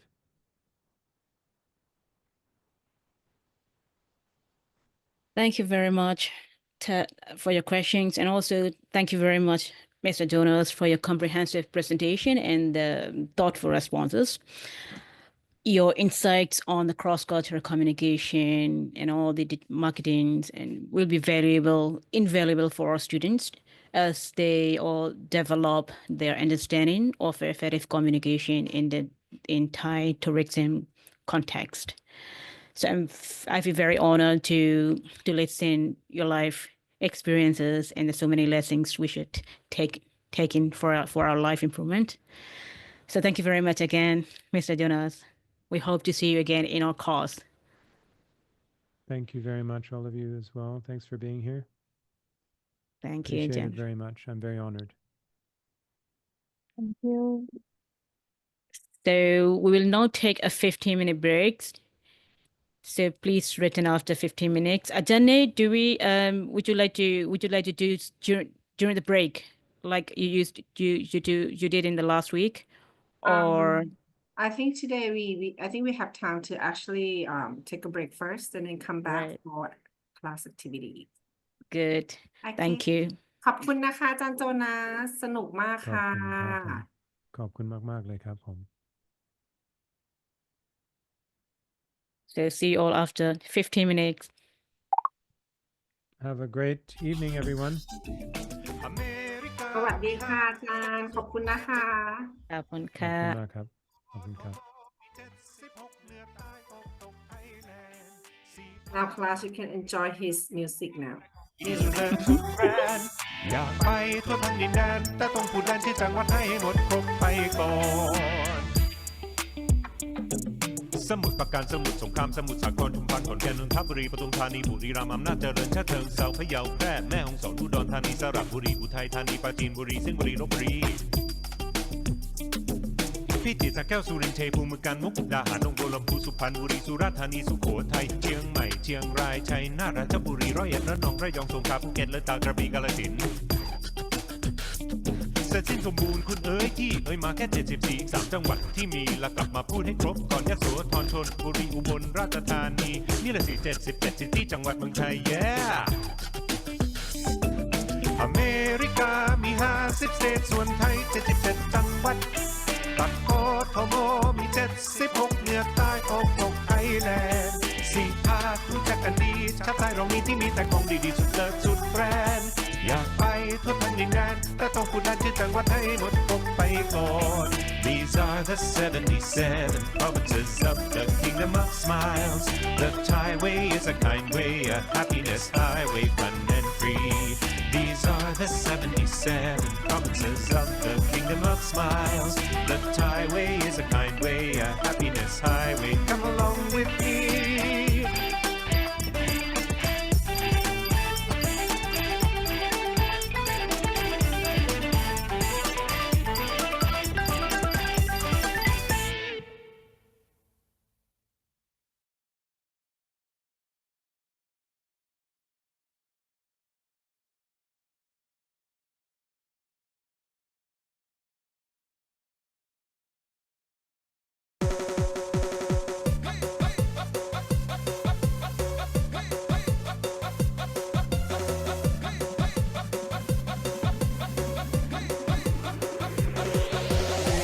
พี่ออกไปหาตาที่เป็นคุณยาบักคำน้อยบักคำน้อยบอกว่าป้าไปนะไปกับคุณน้าที่เป็นลูกเคยของตากับยายายมายายมั่งยายมียายสำลียายสำราญก็มาตามหากวางขาวอยู่กลางเขาก็อย่าบอกเสามาเดินซอยพี่น้องฟังซอยดูแต่ดินคนเก่าไปพ่อมีขาวมีนางขาวหมูนางเกาหลังหมูเกาหลังนี่ก็เกาหัวเดินไปเจอมาหน่อยอีกตัวมีนางหัวหมูห้องให้หูไปถึงระนองระยองยะลาภูเก็ตพังงาพัทลุงปัตตานีชลบุรีเพชรบุรีสิงห์บุรีลพบุรีปราจีนบุรีสุพรรณบุรีกาญจนบุรีสระบุรีนนทบุรีจันทบุรีราชบุรีสุราษฎร์ธานีอุดรธานีปทุมธานีอุทัยธานีอุบลราชธานีก็ยังไม่มีก็ยังไม่เจอกวางขาวให้ไปกวางเขาเดินหากวางเขาบอกเห็นกวางขาวอย่างลายตาลายหิวเก่าเขาแรงเขาเศร้าเขาเต้าเขาเหนียวจิ้มหมูหมักกุ้งปลาคอปลาขิงปลาทูกินอยู่คู่เดียวกินมันติดเหลือพอเกี้ยวแต่กินคำเหนียวติดเหงือกติดฟัน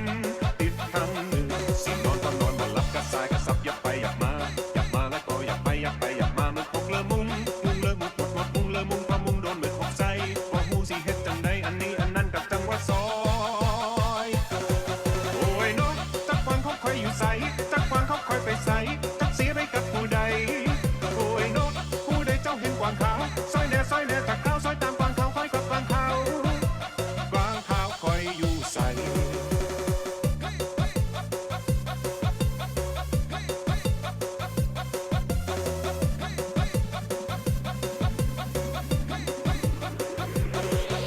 ยายมายายมั่งยายมียายสำลียายสำราญยามกลางกะละเล็ดละโนมาสอบหากวางขาวอยู่กลางเขาบอกอย่าบอกเสามาเดินซอยพี่น้องฟังซอยโน้แต่ดินคนเก่าไปพ่อมีขาวมีนางขาวหมูนั่นเกาหลังหมูเกาหลังนี่ก็เกาหัวเดินไปเจอมาหน่อยอีกตัวมีนางหัวหมูห้องให้หูไปถึงระนองระยองยะลาภูเก็ตพังงาพัทลุงปัตตานีชลบุรีเพชรบุรีสิงห์บุรีลพบุรีปราจีนบุรีสุพรรณบุรีกาญจนบุรีสระบุรีนนทบุรีจันทบุรีราชบุรีสุราษฎร์ธา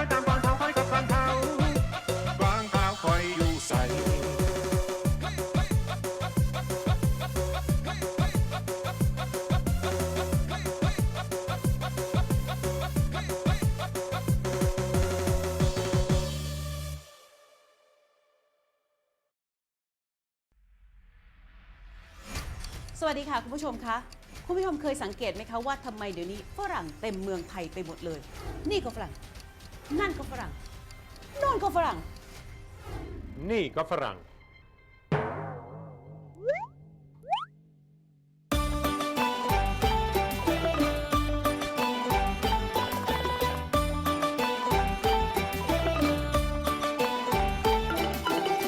อยู่เมืองไทยหัวใจเราใสแจ่มเริ่มเสมอฉันเธอมีแต่แฮปปี้ปากและฟันแก้มแดงอารมณ์ดียุ้ยและแย้มทั้งปีก็มันแฮปปี้ เมื่อดำรวยหวยกินหรือว่าหุ่นตกโลกทั้งใบมองไปก็ยังแฮปปี้มันจะดีหรือมันจะไม่ดีไม่รู้คนอย่างเราจะไม่แฮปปี้ คิดบวกบวกกำไรเท่าตัวหัวไม่หมุนคิดวุ่นวุ่นมันหมุนมันมืดมืดไปทั้งใจตื่นตอนเช้าก็เอาหัวใจให้มันตื่นมาอาบน้ำตกตอนค่ำก็ห่มผ้าไว้ให้ใจของเราอุ่นๆบ่ายมีฝนก็ทนหน่อยเดียวเดี๋ยวฟ้าก็คงสดใสสุขจริงๆอยู่ที่ใจถ้าคิดดีไม่มีปัญหาหรอก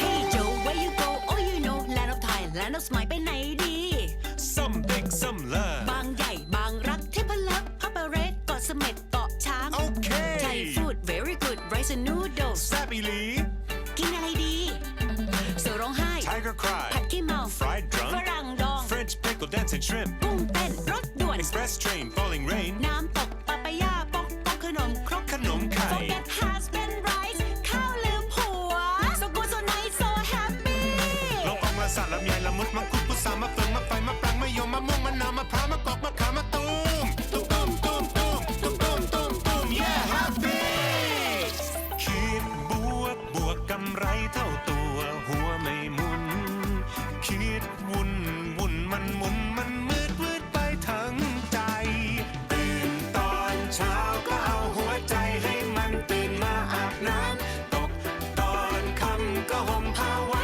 ให้ใจของเราอุ่นๆบ่ายมีฝนก็ทนหน่อยเดียวเดี๋ยวฟ้าก็คงสดใสสุขจริงๆอยู่ที่ใจถ้าคิดดีไม่มีปัญหาหรอก so เรายังไปเลยสุด Betty bought a butter, bitter, bitter butter. Yeah, the bitter butter Betty bought was bitter. Betty bought a bitter, better butter, and the bitter, better butter made her bitter, better, better.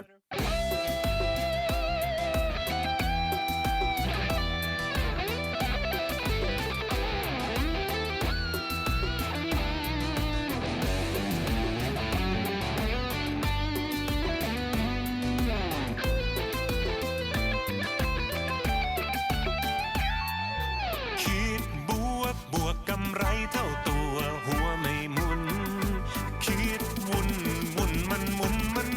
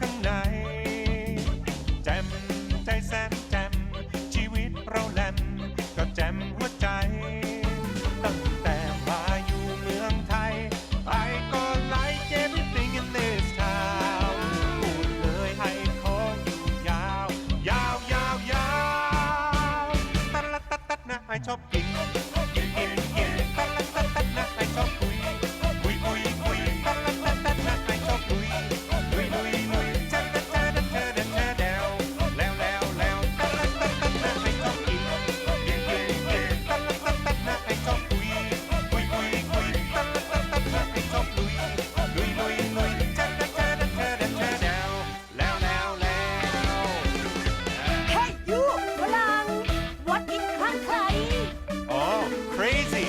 What No not crazy Yes, crazy for you. You.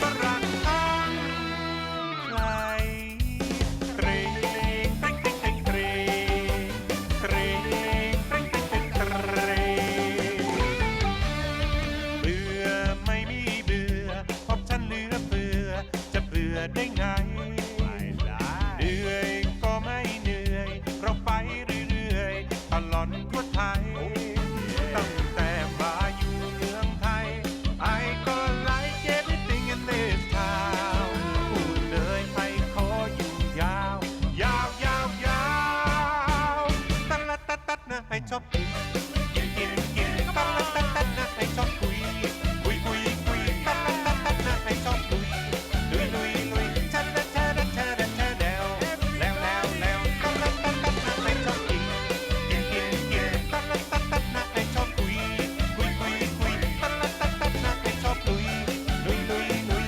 ชัดชัดชัดชัดชัดแล้วแล้วแล้วแล้วเพราะเราเป็นฝรั่งบ้านไทย I like I love Thailand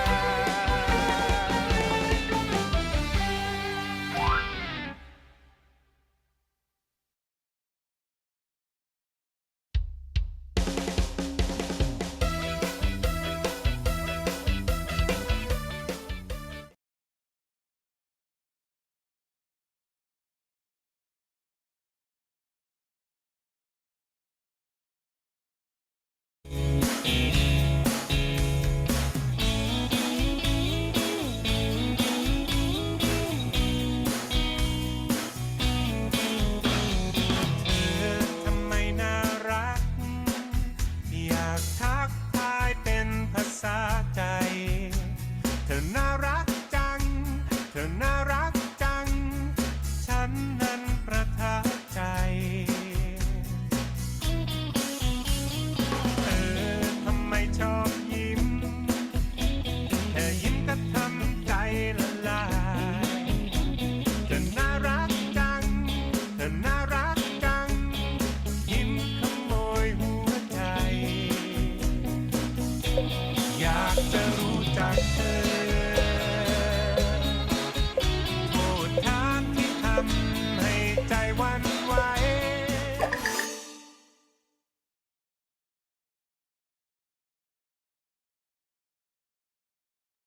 Hello, hello, class.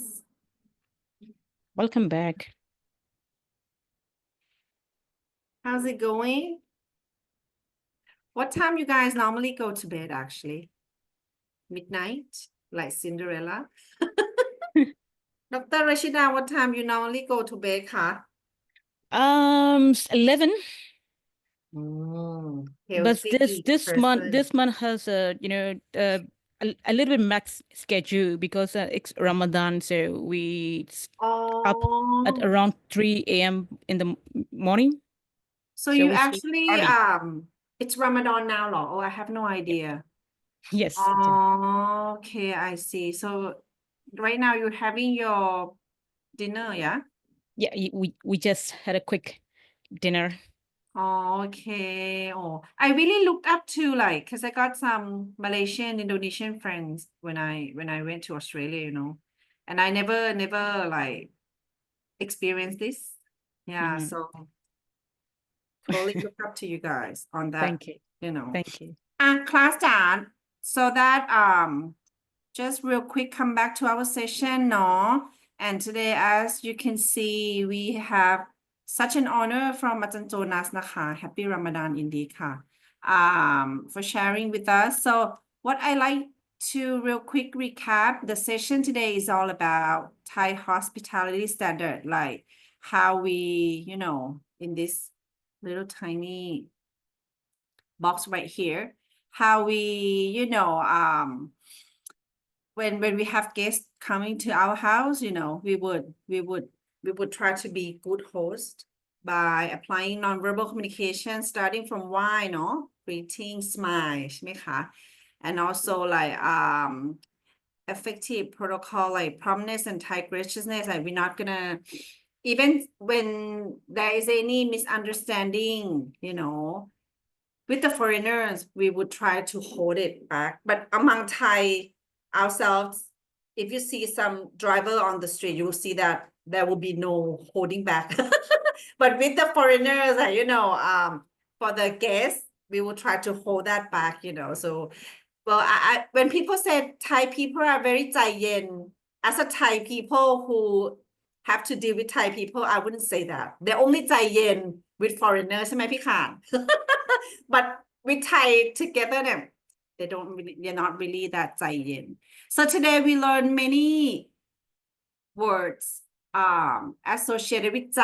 I think ใจ is something that very Thai in a sense, you know. ใจ is like, I mean, literally means heart.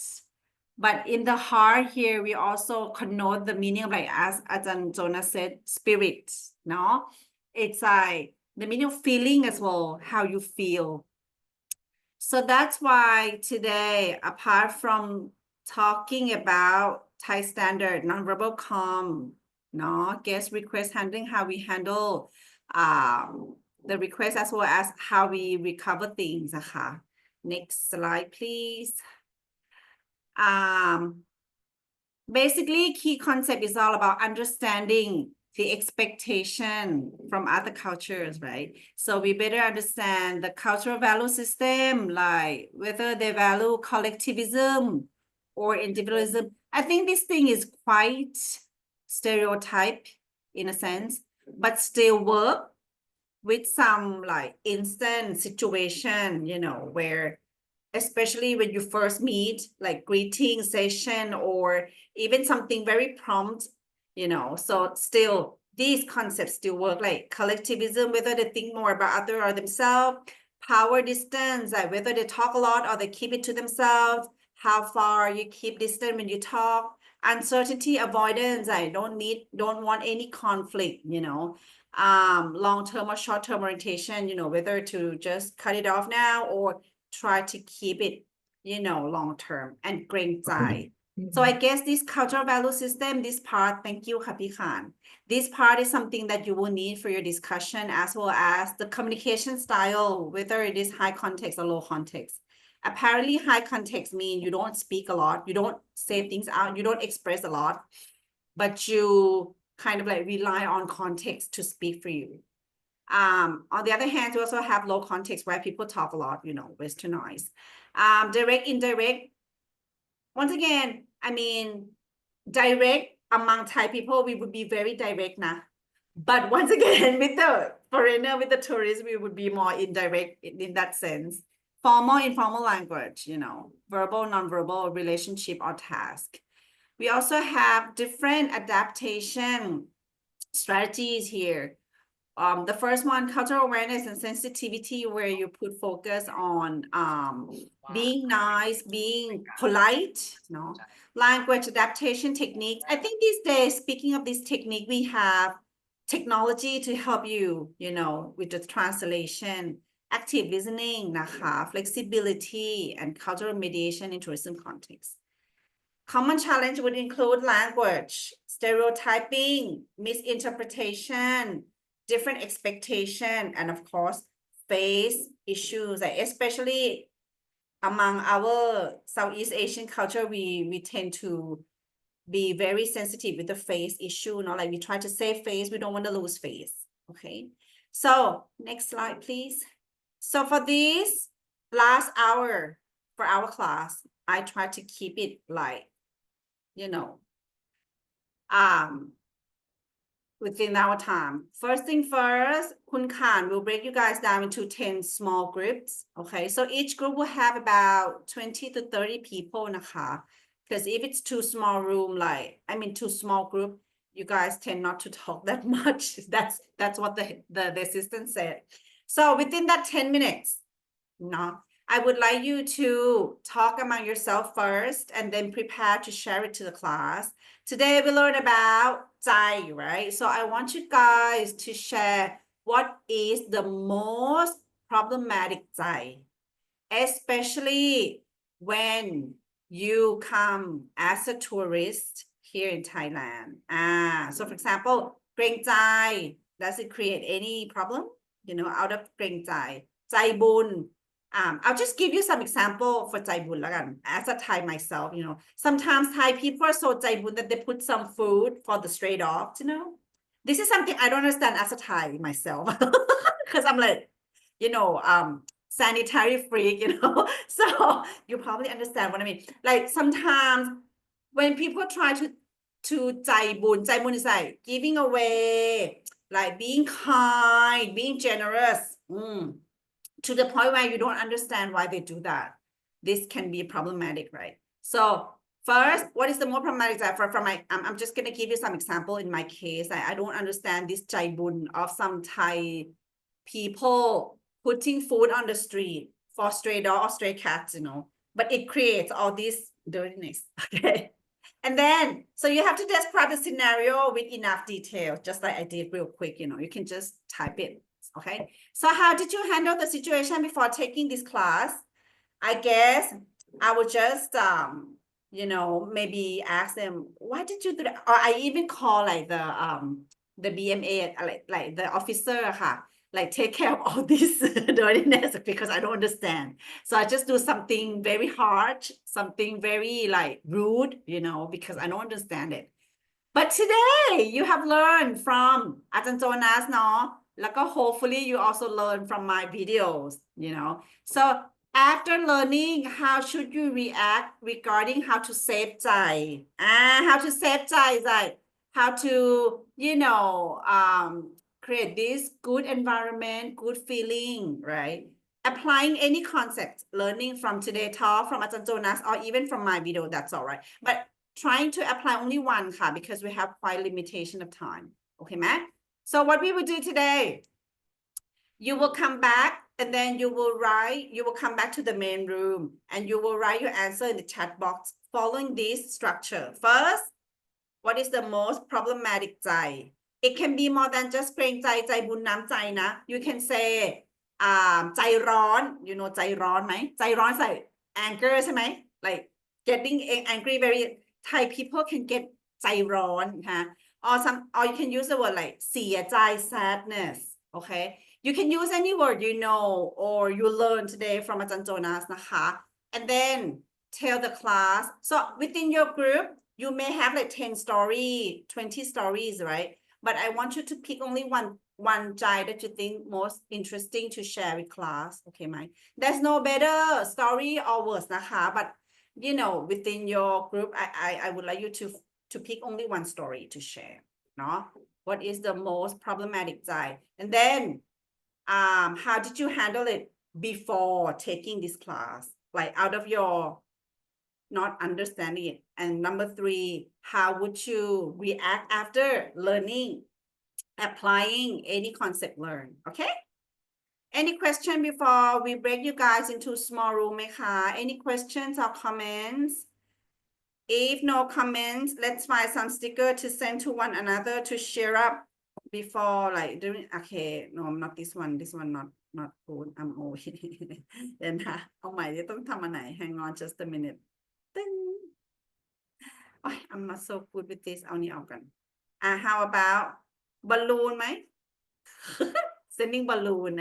So you can fly high with your talk, or I know something like Shooting star okay or maybe this is for fun ค่ะ nothing serious คุณข่าน will not record your score for this but this is for fun this one ล่ะอ๋อ sunglasses โอ like เค ready to ครับ โอเคล่ะ โอเคthe breakout room will open ครับโอเค โอเคค่ะ everyone will get into breakout room randomly นะคะโอเคไหม and we have TA ใช่ไหมพี่ข่าน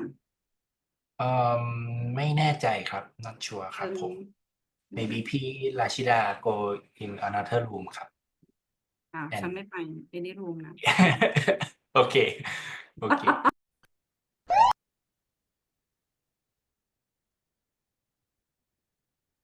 โอเคครับ welcome back ครับ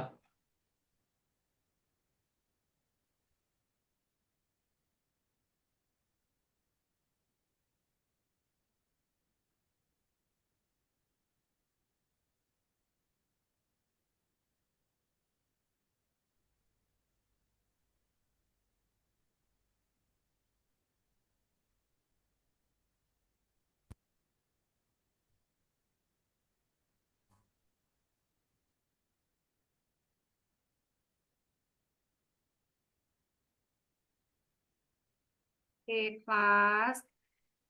Welcome back. Can you please put your answer. Okay, hang on. Me, okay. Room 3. Okay, perfect. You can start typing your answer in the chat box. Let's say I'll start bit by bit, no?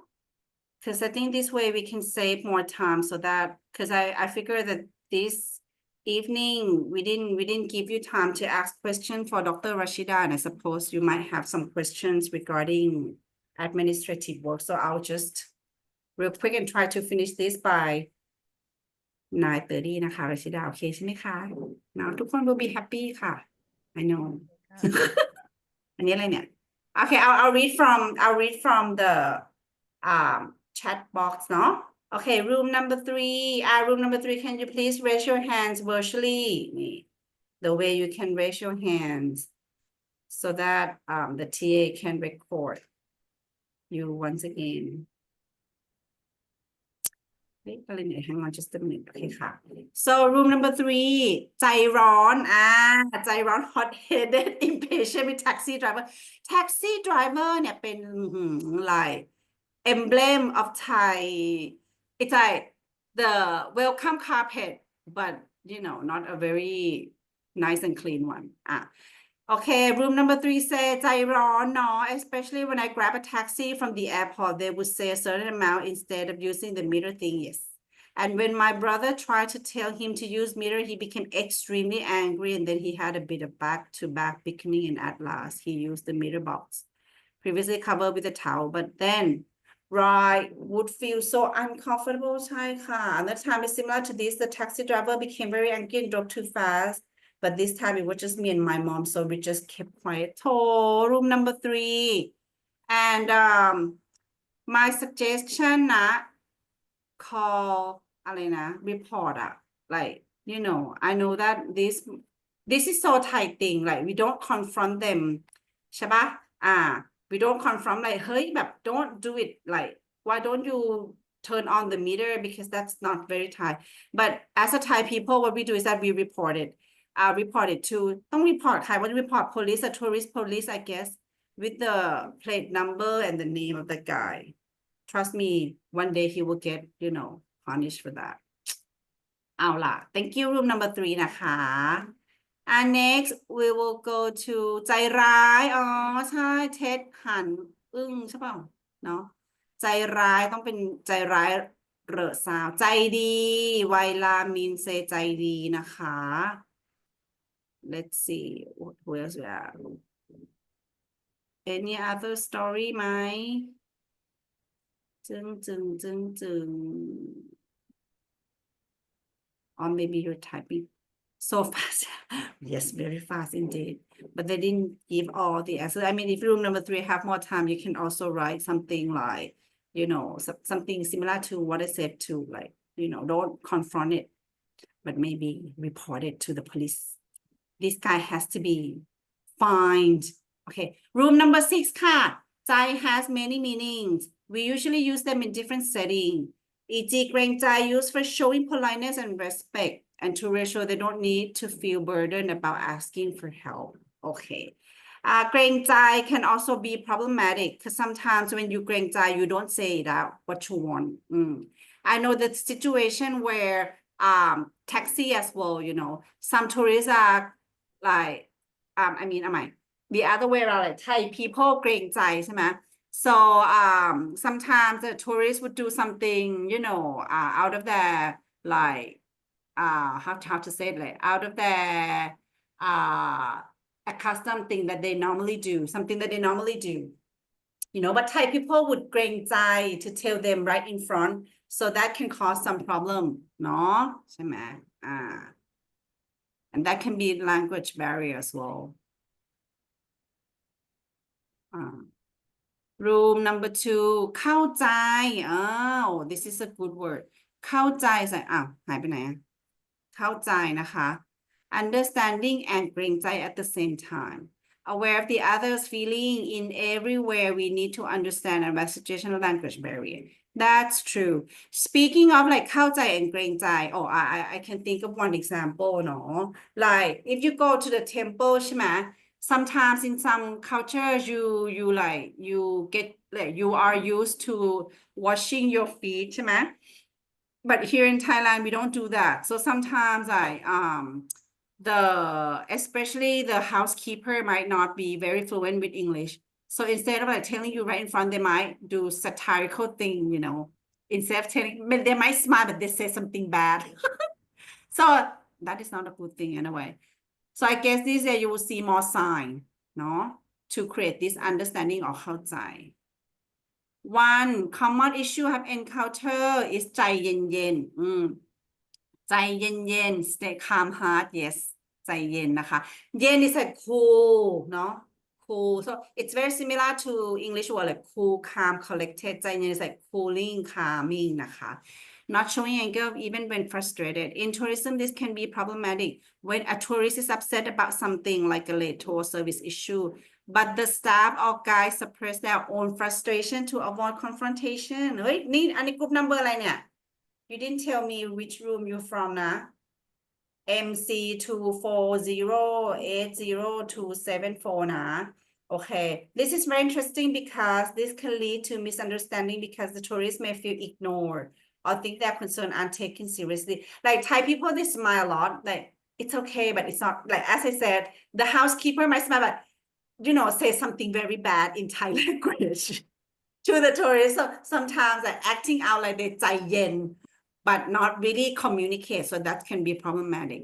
A tourist was frustrated because the tour bus was late and the guide wanting to maintain ใจเย็นๆ remain calm and quiet, not addressing the issue or apologizing clearly. The tourists became more upset because they felt their concern were ignored. ใช่ Before taking class, might simply assume that the guy wasn't taking the issue seriously and suggest that they be more direct and apologetic, not understanding that they were trying to avoid causing discomfort through confrontation. Oh yeah, that's true. Like Thai people dislike any, you know, confrontation, especially with foreigners. I need to keep this in mind for you guys, because once you become Thai, this will no longer exist. Like they will just say it right in front of you, right into your face. Right now, okay, how to react after learning, I would now recognize that the guide's calm demeanor was an attempt to maintain harmony. Hi, that's true. Especially in the service industry, that they try to keep it calm, no? Handle it better. I would suggest the guy acknowledge the issue politely, saying something like, understand this frustrating, apologize for delay, and work to make sure you have a great time moving forward. Yes, thank you for suggestion. This approach maintain calmness while also showing that the tourist feelings are being addressed. Definitely, I think this is interesting because sometimes we think silent is golden, but in some situation, the counterparts or the other, you know, the people who in the conversation, they expect more, no? So I think as a Thai people, we need to learn that apart from ใจเย็นๆ we can also try to like make it เข้าใจ for everyone เนาะ okay good job room number 2 the most challenging ใจ for me is เข้าใจ when I first look up the word I found that is direct translation enter หา เข้า is enter and through this meaning resonate deeply because truly understand something, especially in different culture, is not always easy. Yes, เข้าใจ is like put your heart into others' heart, like you totally understand, right? In high context communication, เข้าใจ require more than just words. Yes, involve paying close attention, verbal, non-verbal, about understanding not just what is said, but also what is left unsaid. Definitely, yeah, that's true. And then I said, we were also criticized for our smile as well. Like smile is supposed to be something positive, right? But if sometimes you เข้าใจ the smile deeply, especially together with some words they say, yeah, you will know that what the meaning behind smile really is. The most problematic is language barrier. We try to communicate, can't reply effectively, yes, no. Use app, but some of the words are not effective. Luckily, they put a lot of efforts to help us, even they don't understand very well. Yeah, I guess the gesture still, no? The hand gesture. And sometimes when we go to different places, we try to learn keywords in that culture, right? Like when I go to Myanmar, when I go to Vietnam, I try to learn some keywords, at least to help me survive. So I guess that would help in a way too. So thank you, Ja. We were talking in our room about difference between ดีใจ and ใจดี okay. ดีใจ means happy and glad. Yes, that's true. Like how you feeling? ดีใจไหม? ดีใจ would mean like you happy about something, you know. But ดีใจ I would say not like ดีใจ as a happy นะ happy is like happy นี่คืออะไรวะ สุขใจ happy สุขใจ but ดีใจ is like you win the lottery you ดีใจ like ดีใจ is more in a sense of like you achieving something and you ดีใจ like if you go to that you know the what you call it like you go to the toy shop where they would have this thing that you can catch the doll ค่ะ and you can catch it you would ดีใจ ดีใจ like yeah hooray but happy would be สุขใจ สุข is like happy for you สุขใจ so ดีใจ wouldn't be something you reply as how you feeling ดีใจ oh ดีใจ I can be here like ดีใจ I can teach you guys today ดีใจ to be here you know yeah hard to explain เนาะ ใจดี means kind-hearted yes so ใจดี is used for describing a person you're a ใจดี person นะคะ okay no worry ค่ะ yes sometimes confusing not Thai words notable experience when I try to buy something from a street vendor using English their face looked serious and I sometimes felt like they didn't like me. At first I chose not to buy anything because I thought it was rude. Later I realized they were actually feeling stressed and nervous about the language. Yeah, that's true. So I guess this from Coral, no? Also demonstrate เข้าใจ ใช่ไหม? You don't really เข้าใจ facial expression. In fact, they have that facial expression because they try hard to serve you. So they show that kind of like, you know, like serious look. Not that they dislike you or anything นะคะ ใจดี kind ดีใจ happy last few years ago my friend compliment using ดี which mean kind คุณเพลงใจดี ใจดี I mean kind I was very new Thailand still learning I was stunned for a few minutes because I confused the word ดีใจ which mean happy yeah ใจดี means like compliment ดีใจ is like compliment as well like ดีใจ to see you ใจดี you know like ดีใจ ดีใจ happy to see you ใจดี person kind person เนาะก็เลยดีใจ so that we ดีใจ เสียใจ disappointed นะคะ room number 10 room number 10 เสียใจ I heard sometimes from my Thai coworker when he's facing difficulty so before I always ask him what does it mean sometimes body language but I'm lucky my friend can speak English very well mostly I assume people's facial expression is not bad or good like this okay practice active listening show respect in a situation wherever his meaning okay speaking of เสียใจนะคะ in Thai culture sometimes it's very sensitive I mean there's a fine line between asking what happened to just you know give them some time when they're ready to say like for example I'll just give you some very basic example if something passed something like pass away in their life some people might not feel comfortable talking about it so I think that's one thing about Thai culture I'm not sure if it's the same thing in other Southeast Asian culture but when it comes to เสียใจ sometimes we feel like if you ask too much questions it's like you kind of like crossing the line you kind of like intimidating but once again in some culture asking questions is showing like ใจดีใช่ไหม asking question is how you show your ใจดี but in Thai culture when you ask too much question you actually making เสียใจ even worse so you might have to be careful and sometimes when you say เสียใจด้วยนะ it's like feel sorry for you นะ sometimes make them feel better like it's like you feel them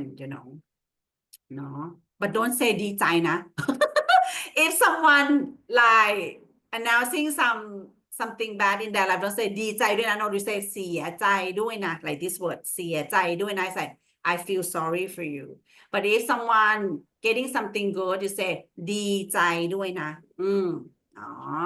okay one problematic Thai is เกรงใจใช่ไหมmake tourists hesitant to challenge unfair practice in Pattaya taxi driver refused to use meter again I hate แบบ Thai taxi driver มาก indeed I don't know how to like before reluctantly accept to avoid conflict now I apply น้ำใจexcellent example ค่ะ you apply น้ำใจ by remaining polite yet firm I understand but could you please use the meter this acknowledge their perspective by encouraging fairness okay you can also use ใจเย็น by saying very very slowly that if you do not put on meter and you point meter นะ call police นะ police you can do this but put it with the ใจเย็น manner ใจเย็นcool calm collected ใจเย็นนะคะใจเย็น with them ค่ะ or just change the car ไป room number one as a student I face a เกรงใจ situation นะคะ to ask question or seek any clarity นะคะ so เกรงใจ can hinder learning of course I used to avoid asking question hesitate to ask and make her struggle with certain topic feel frustrated but now you know the word เกรงใจเนาะ the word เกรงใจ means just like you said like try to keep it to yourself but I think in Thai modern society, people are more open, especially instructors. So I guess you can try to find a way to make your เกรงใจ but not hurting yourself. So instead of asking right in front, sometimes you can type or you can write a note or send email some way to let the professors or your teacher or your อาจารย์ know that you need more explanation. And I think as any อาจารย์ they should be happy, to explain things ค่ะ so you can balance your เกรงใจนะคะ and I think balancing เกรงใจ is better than just keep it to yourself because at the end you might explode you become ใจร้อน so you might need to balance your เกรงใจ Rule number one, maintain effective learning. It's important to recognize that asking question is part of learning but yes polite and respectful ค่ะ yes encourage open communication we maintain respect good job room number one okay we learned that researching destination platform like Facebook Google Instagram help prepare for delays and misunderstanding นะคะ using National Railway confirm which platform เนาะthe key takeaway is to stay calm and not take things personally encounter ใจร้อนit's okayใช่ sometimes I'm not sure if this is the thing of Southeast Asian thing like government officer เนาะพี่ขานเนาะ and Rashida government officer เป็นอะไรใจร้อน very ใจร้อน all the time it's like they not only to you guys นะ but me as a Thai people if I go to like แบบ go to government service ค่ะ they will very ใจร้อนand I need to do like พี่คะthe way you address them พี่คะ can you please help me ได้ไหมคะkey takeaway researchโอเค know where to go what to do นะคะ and if something happen don't make it personal darling I mean I understand how it feels to be yelled at I was yelled at like in different languages because I've been travel around the world ใช่ไหมBut this is something not personal. You just, it's not your problem. It's their problem who yell at you. You have to keep it this way. It's not your problem who are yelled at, but it's the problem of the one who yell. Why you have to yell, And stay calm, good job, and cultural sensitivity, understand local. Rule number 1, เกรงใจ making decision on trivial case like place to hang out with friends. Especially with, within your own group ใช่ไหม everyone is like สบายๆ can go anywhere but not anywhere until like so with the เกรงใจ sometimes it's hard to make any decision you can use application or something to help like my friends even have like lucky wheel like where to go ค่ะ so you can also use that technology to help เนาะ to overcome your เกรงใจ น้ำใจkindness sometimes go out use Google Map นะคะ still get lost sometimes like people helping you เนาะto guide you out with the น้ำใจ that's okay I guess pure you can the TA can record your score here นะคะ yes น้ำใจ I think we can all spare น้ำใจ น้ำ is like water so it's like something you can spare a lot to spare like น้ำ fluid in our room we talk about เข้าใจ language barrier verbal non-verbal นะคะ share struggling to give directions due to language barrier many travel even difficult especially ตุกเนี่ยนะ not only hard to talk but the noise so loud the noise like when the driver waved his hand the tourist mistakenly thought they were being dismissed leading to confusion okay yeah sometimes hand gesture can be misunderstood no own experience face similar challenges while grocery shopping no translator app fails to function properly both parties find difficult to communicate yes sometimes you just show the picture I guess when you go shopping that's what I do when I go like around like I just got back from Ho Chi Minh ใช่ไหมพี่ข่าน I went there with Mr. พี่คุณข่านนะคะ and I want this coffee Vietnamese coffee so I show them the photos I want this coffee so you can try using that when you go shopping นะ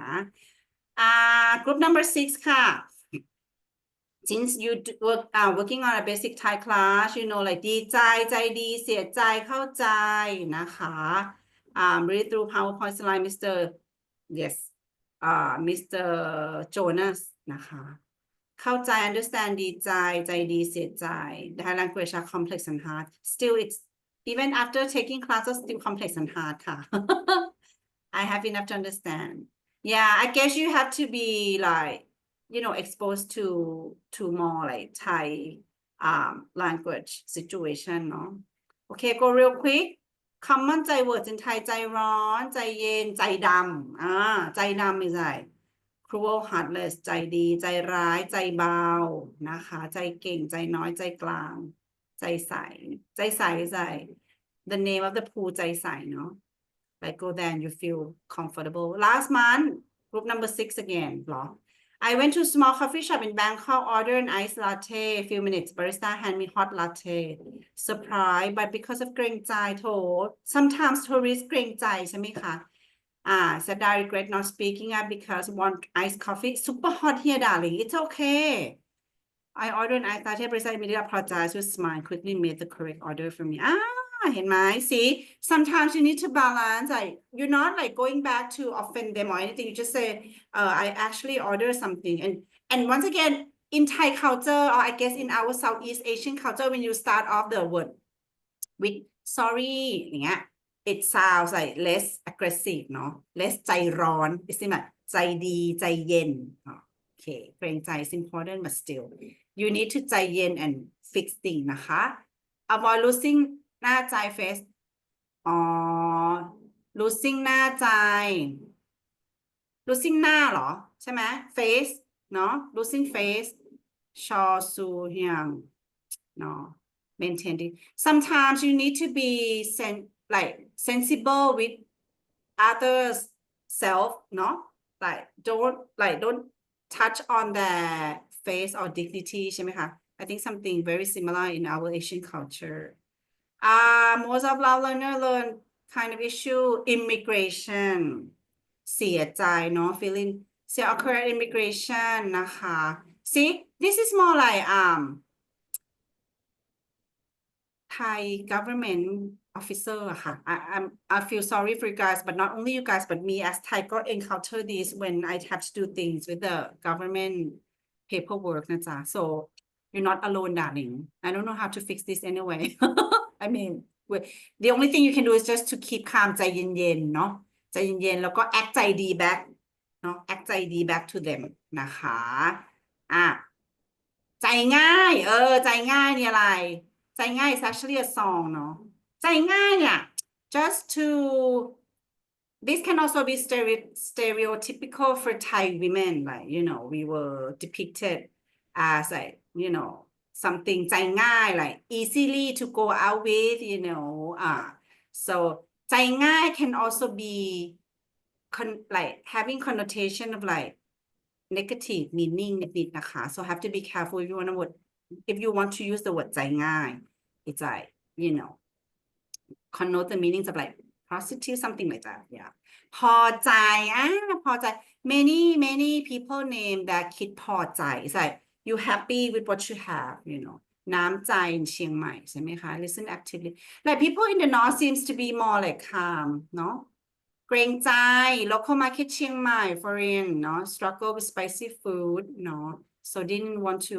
once again you need to balance เกรงใจนะจ๊ะ to live เนาะ anywhere แหละ not just here in Thailand okay we also have ใจร้อน when travel and sometimes people get angry very easily right so you better check before you say I guess once again I still believe that the application helped a lot because I use it a lot when I was in China I have no clue how to speak Chinese you know oh wow here's the chef Mr. Jonas okayนี่ไงมีคนแชร์แล้ว okay Thai people ใจดี to me most of the time I'm really okay I'm grateful for you to appreciate Thai ใจดีค่ะ ใจร้อน impatient นะคะ stay prepared for delays keep calm speak politely yep and give others time to respond yet I guess time management is more like non-verbal cues that is very important because I myself learned that if you rush things sometimes you kind of make it rude right so I guess back to our word ใจเย็น you know giving more time speak slowly but sometimes when you speak too slow ก็ it's like you looking down on them too นะ so you have to find the balance how to make it like ใจเย็นนะคะเนาะsimilar issue with taxi driver everyone has issueเนี่ย my house is very close to Suvarnabhumi airport and every time if I call for a taxi to send me home they will complain from the beginning to the end because my house is too close like too near and from back then I never แบบไม่เอาละ no more taxi driver จ้ะ too แบบ I am too ใจร้อน to put up with them นะคะ but I guess we got more options these days เนาะ like airport railing เนาะ sometimes I just use Grab ไปเลยor แบบ call แบบ something else you know yeah just for my peace of mind for my ใจ to keep my ใจ strong ให้ใจเย็นๆนะคะใจลอย like you don't like you just lose your mind in a way right ใจลอย is like you not paying attention นะคะ yep daydreaming distracted yeah sometimes word can be interesting okay I guess we have covered every group right so we learned many interesting words today but I guess one of the biggest term พี่ข่างค่ะ can you please go back to our slide ได้ไหม because I think it's time to go to bed แล้ว for me ค่ะมาเร็วอันนี้ปิดหน้านี้okay next slide okay so I guess one thing we learned cultural foundation you know where you are and what to expect communication strategy I think today one thing we learned a lot is about เกรงใจใช่ไหมคะเกรงใจ is something very unique in Thai culture you need to balance verbal, non-verbal, and balance your need to the other's need. Building relationship, as I said, you know, you can say something easy, just like how you address them. พี่คะ you know พี่คะ say bigger brother, bigger sister อะค่ะ พี่คะ ขอโทษนะคะ you add some ending, make things more like smooth and polite นะคะ and of course the more you put yourself in different situation, the more chances you can practice different techniques we learn from this class, as well as you learn from your own experience, right? So bit by bit, you become better communicator, and bit by bit, you can adapt better to this new culture. So next session, next week, we're gonna come back here to talk about marketing and branding strategy,นะคะ. I guess we would have more fun next week, especially when we try to exchange our experience with our favorite brand. Okay, class, I guess. Okay, นี่ไง next week เนาะ Next week will be marketing, branding,นะคะ. My expertise is actually public relations, so I guess next week's gonna be fun for us to share our thoughts on different brands and different campaigns,นะคะ. Next week, please go check out the videos on tourism marketing,นะคะ, before you come here, no? So that you have something on your mind, นะ. And next class, I guess Ajahn Rashida, right? Dr. Rashida will be the one giving you a talk, and then just spend me some time to randomly talk about things. I can just, you know, recap with you the ideas of like public relations and advertising real quick as well. But for today, once again, ดีใจ no? Glad to see you guys, and of course, looking forward to seeing you again next week นะจ๊ะ For tonight, นอนหลับ have a good night สบายใจ you know สบายใจ like take good care, take good rest, and sleep with สบายใจค่ะ bye bye everyone จ้ะ I'll give it back to รัชดาค่ะ Thank you, Ajahn. น้องนัทสวัสดีค่ะ Have a good night, Ajahn Lee. สบายใจนะคะทุกคน good night สบายใจ สวัสดีค่ะ ใช่ครับ ค่ะ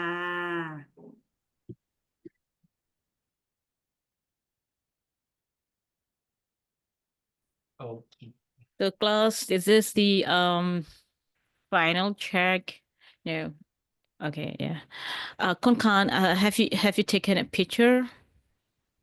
Sure, I already take You a already picture. take. Okay. Khapun Kha.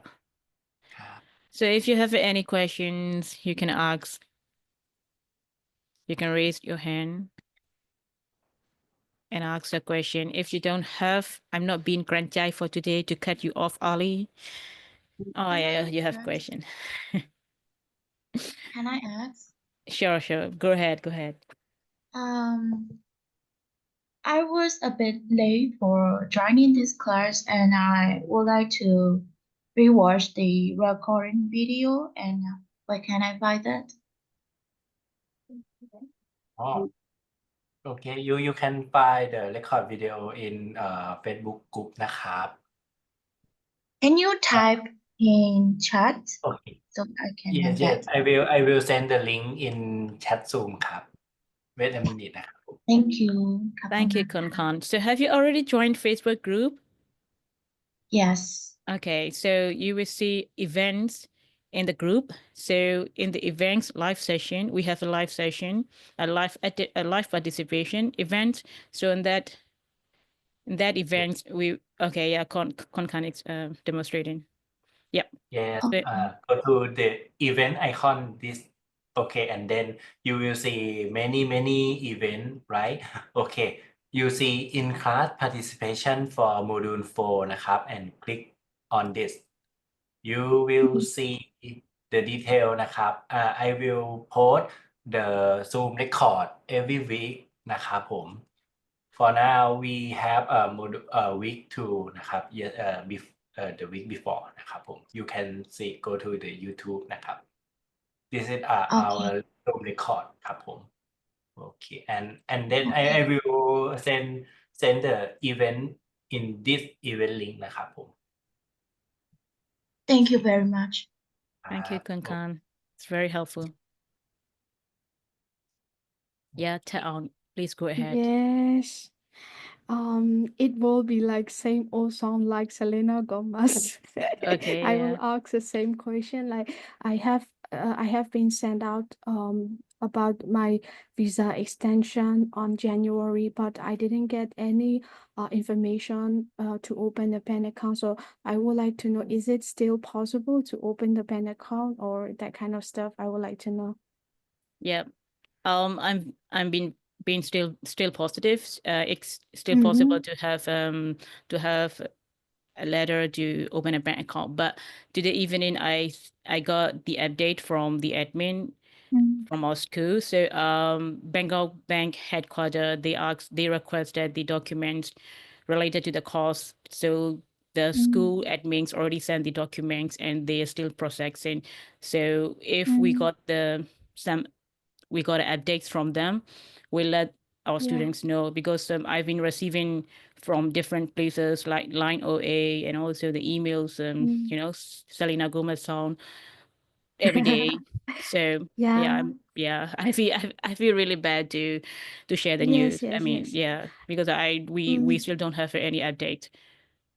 Yeah. Oh, I just sent out this. It's a kind of like a month or so. I think am I missed something or am I still possible to open it? So I think it's silver lining, right? Your answer is if I receive email from school, I can still open it, right? Yep, that's true. That's Yeah. correct. Yes. Thank you. So I wish I could receive it sooner. I wish to. Desperately waiting the updates. Yeah. Yep. Thank you. Yep. Any more questions? Yes, 006.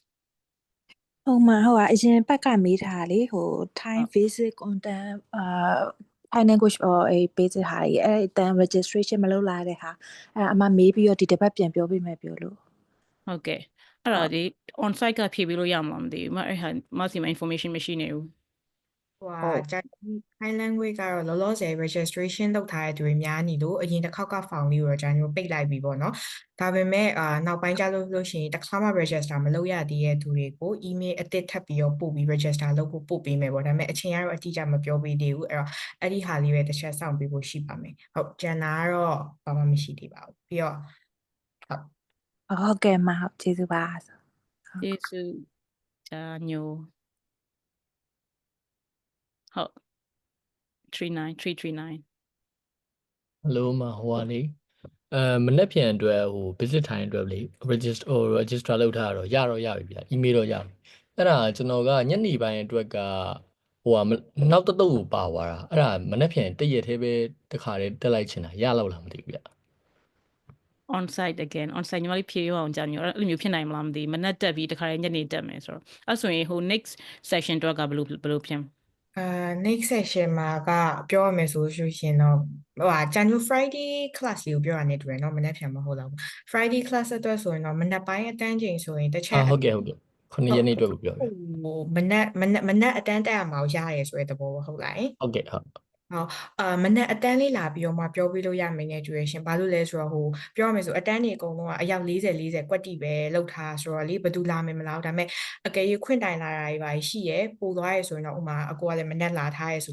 လို့ရှင်တော့လွတ်တာပါညာရှင်တော့တစ်ချက် arrange လုပ်ပြီးလို့ရဒါပေမဲ့တခြားသူတွေလည်းအဲ့လိုရှိရဆိုတော့မပြတ်ကြပါနဲ့နော်စလော့ရဟို register လုပ်ရင်တော့လုံးဝအပြည့်ဖြစ်နေပြီတကယ်နေကြလို့ရှင်အမြဲတမ်းအယောက်40မှာ30ပဲရှိနေရပေါ့နော်10ယောက်ကအကြောင်းမကြောက်ပဲပျောက်တာပါညာဖြစ်နေတော့အရန်နစ်နာပါရဲ့လို့ပြီးရင်တခြားတက်ချင်တဲ့သူတွေကဒီတိုင်းစောင့်နေရဆိုတော့အဲ့ဒါလေးတစ်ခုထပ်ပြီးတော့ပြောချင်ပါတယ်ဟုတ်အဲ့ဆိုရင်အဲ့နေချက်မှာပဲတစ်ချက်ပြန်မေးရမှာပေါ့နော်ကျန်ညိုအဲ့ဆိုလို့ရှိရင်မနေ့တက်ရင်းနဲ့ညနေမှာ sport လို့ပေါ့နော် seat လို့ join လိုက်တယ်ဆိုလို့ရှိရင်အဲ့ဆိုရင် register လုပ်ထားတဲ့ next event ကဘယ်လိုဖြစ်သွား leave ပြန်တင်ရမှာလားအဲ့အကြောင်းသားကကျွန်တော်တို့အဲ့ process ကဘယ်လိုလုပ်ထားလဲဆိုတော့ line OE ဘက်ကို reason လေးနဲ့ပြီးရင်ကို register ထပ်ပြီးတော့လုပ်ခဲ့ဘူးထားရဲ့ရက်ကလေးကိုခွင့်ယူရဲဆိုတဲ့ပုံစံမျိုးပေါ့နော်ပြီးရင် reason မှာကျတော့ဒီနေ့အတန်းတက်ပြီးတော့မို့လို့ဆိုတဲ့ပုံစံမျိုးလေးရေးပြီးတော့ inform လုပ်ပေးဖို့တော့ပြောထားရဲမှာဟုတ်ကဲ့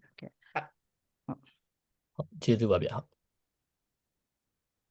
Nikhil 41ဟုတ်ဟွာလေးတစ်ချက်မေးချင်ဒီလိုလေကျွန်တော်ဒီမှာလေချင်းပိုင်မှာပဲပေါ့နော်ဘန်မှာ TTB တို့ဘာလို့မှာတွားကြည့်သေးတယ်ဆိုတော့ကျွန်တော်လည်းနောက်တစ်ယောက်ဒီဟွာတက်တယောက်နဲ့ပဲတွားကြည့်ရပါတော့ ဆိုတော့သူကပထမဖွင့်ပြီးတော့မလို့ပါဒီလားဖွင့်ပြီးတော့မလို့ကိုဘယ်လိုဖြစ်သွားလဲဆိုတော့လေသူ့ကိုဒါတောင်းလဲဆိုကျွန်တော် ID တစ်ခုခုပေါ့နော်ကကျောင်းဘက်ကထုတ်ပေးထားတဲ့ ID ကဖြစ်ဖြစ်ဥပမာ तू ကလေနာမည်နဲ့ကျွန်တော်တို့ရဲ့ဒီ student ID နဲ့ဓာတ်ပုံနဲ့ပါတဲ့ကပ်ဖြစ်ကိုအဆင်ပြေတဲ့ပုံစံမျိုးပြောတယ်အဲ့ဒါမရှိဘူးပြောတဲ့အချိန်မှာကျ तू ကဘယ်လိုမျိုးပြန်ပြောလဲဆိုတော့ကျွန်တော်တို့လေကျောင်းသားဆိုရင်ကျောင်းသားကတ်ရှိရမယ်ဆိုတဲ့ပုံစံမျိုးပြန်ပြောလာတာပါအမရဲ့သိရမလားကျောင်းသားကတ်မရှိဘူးဆိုတော့ကျောင်းသားဟုတ်လားဆိုတဲ့စကားမျိုးကြီးပဲပြန်ပြောပြီးတော့ဖွင့်မပေးလိုက်ဘူးပထမတော့ဖွင့်ပေးတော့မယ်အဆင်ပြေနေပြီ data ကြီးပြန်ယူနေပြီပေါ့နော်အဲ့လိုဖြစ်သွားတယ်အဲ့ဆိုရင်ကျွန်တော်ဘယ်လိုလုပ်ရင်အဆင်ပြေလောက်လဲပေါ့နော်မဟုတ်တစ်ချက်မေးကြည့်အောင်ဟုတ်အဲ့ဟာကျတော့ဘယ်လိုတော့ပြောမလဲမတို့ဒီဘက်ကကျတော့ student ID မထုတ်ပေးရအောင်ဒီ Chulalongkorn University ရဲ့ short course ကဒီ certificate non degree program အတွက်ကို student ID မထုတ်ပေးဒါ student ID ကကျတော့ degree program အတွက် degree program အထက်ပေါ့နော်အဲ့လိုမျိုးကျတော့ဒီ card ရဲ့ဘယ်လိုပြောရမလဲ expound to တခြား facilities တွေကိုလည်း access လုပ်လို့ရတာမျိုးသူတို့ထုတ်ထားတာဖြစ်တော့မတို့ဘာမှလုပ်လို့မရတော့တာဒီ short course က ID မပေးဘူး name card လိုမျိုးလေးရရင်ဟောမှာဟုတ်မတို့အဲ့အစရဟိုးစရဒီ course point တွေက suggest ပေးတယ် at least ပေါ့နော်ဒီ digital ပေါ့နော် digital လေးတစ်ခုလုပ်ပေးဖို့ at least program နာမည်နဲ့မတို့ suggest လုပ်ပြီးတော့မလုပ်ပေးတာဘယ်လိုလုပ်အောင်သူတို့မရဘူးပဲပြောတာဟုတ် suggest လုပ်တယ်ဥပမာတချို့ဒီမတို့ဘယ်လိုပြောရမလဲ tuition တို့ဘာလို့ဆိုရင်တော့သူတို့ enroll လုပ်ထားတဲ့students တွေအတွက် at least ပေါ့နော် ID လေးတစ်ခု digital ID လေးတစ်ခုရှိရဲဆိုလို့ရှိရင်ဒါပြလို့ရတယ်ဆိုတာမျိုးမ request လုပ်ခဲ့တယ်ဆိုတော့မထုတ်ပေးတာဆိုတော့ဟုတ်နားလည်ရှင်ဘာလို့ဆို student ID ကတော်တော်အသုံးဝင်တဲ့အရာတစ်ခုဖြစ်နေတာကို official ID ဆိုလို့ရှိရင်နေရာတကာမှာသုံးဝင်တဲ့ဒီနေရာထွက်မဟုတ်လိုကတ်ကြီးမဟုတ်ရင်တော့ဗောနော်သူက digitally ဟိုလေးဖုန်းထဲမှာရှိနေကိုအဆင်ပြေတယ်သူကကျွန်တော်တို့ဓာတ်ပုံနဲ့ဒီကျွန်တော်တို့ရဲ့ဒီ student ID learner ID လေးနဲ့ဆိုလို့ရှိရင်အဆင်ပြေနေအဲ့လိုဖြစ်နေဟုတ်ထက်ချက်တော့ထပ်ပြီးတော့ပြောလိုက်ပါမယ် adjustment တို့ဟုတ်ကဲ့ပါမှာဟုတ်ကျေးဇူးပါရှင်ဟုတ်ကျေးဇူးပါဟုတ်မင်္ဂလာပါတီချာလေးဟုတ်ကဲ့မင်္ဂလာပါကျွန်တော်လည်းအဲ့February 21ကလေး time class ကိုကျွန်တော်တရမ်းပဲ join တာပေါ့ဒါပေမဲ့အဲ့မှာညနေမှာset တက်လိုက်တယ်ဆိုတော့အခုဒီ match 7တက်က confirmation ရောက်လာတော့လေအဲ့ဒါ leave တင်ရမလားဒါမှမဟုတ်လာပဲပြန် join ရမလားအဲ့ဒါလေးသိတယ်လာပြန် join တင်လားဒီကြာညို leave တင်ရမယ်ထင်တယ်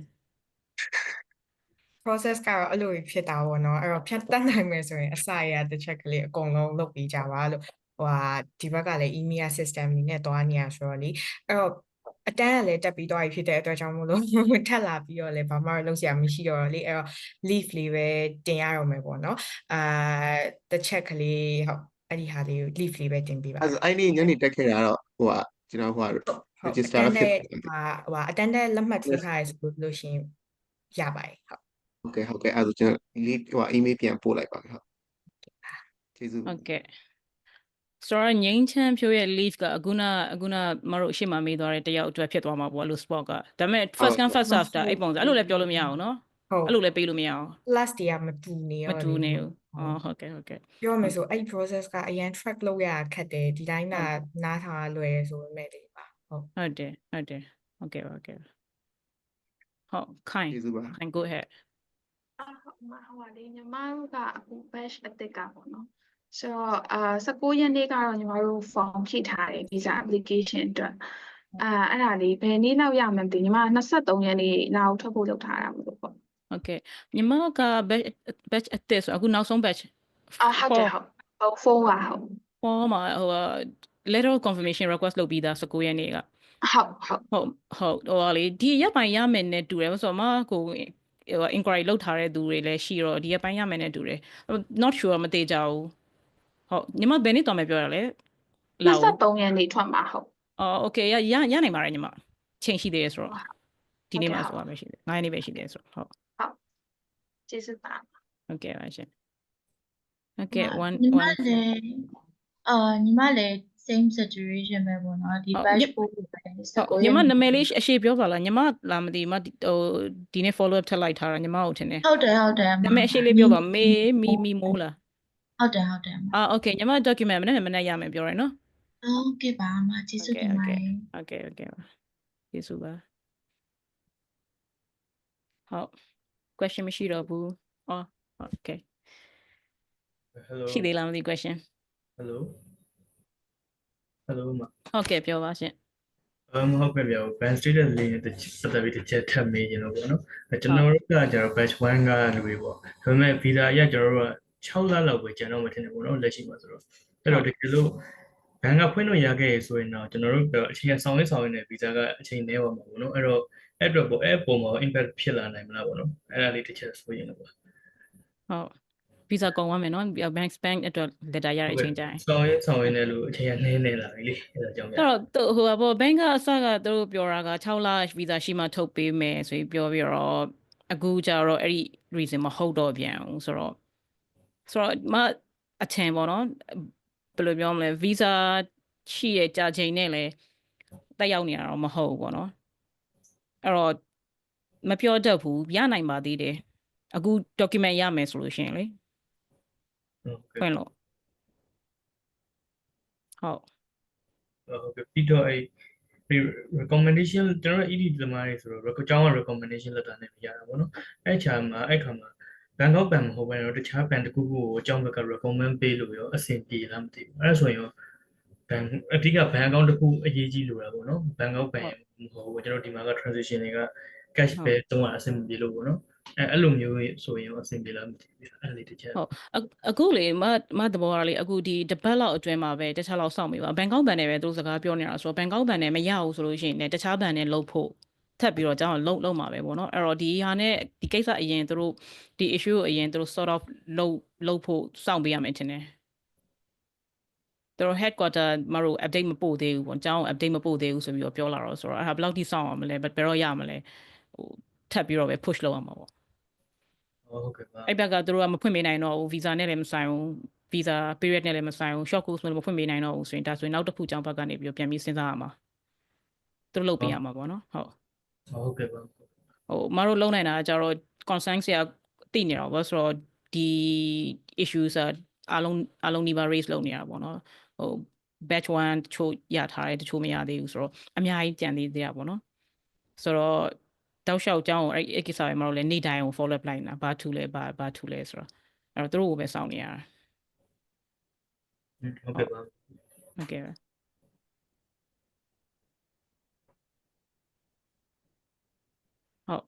76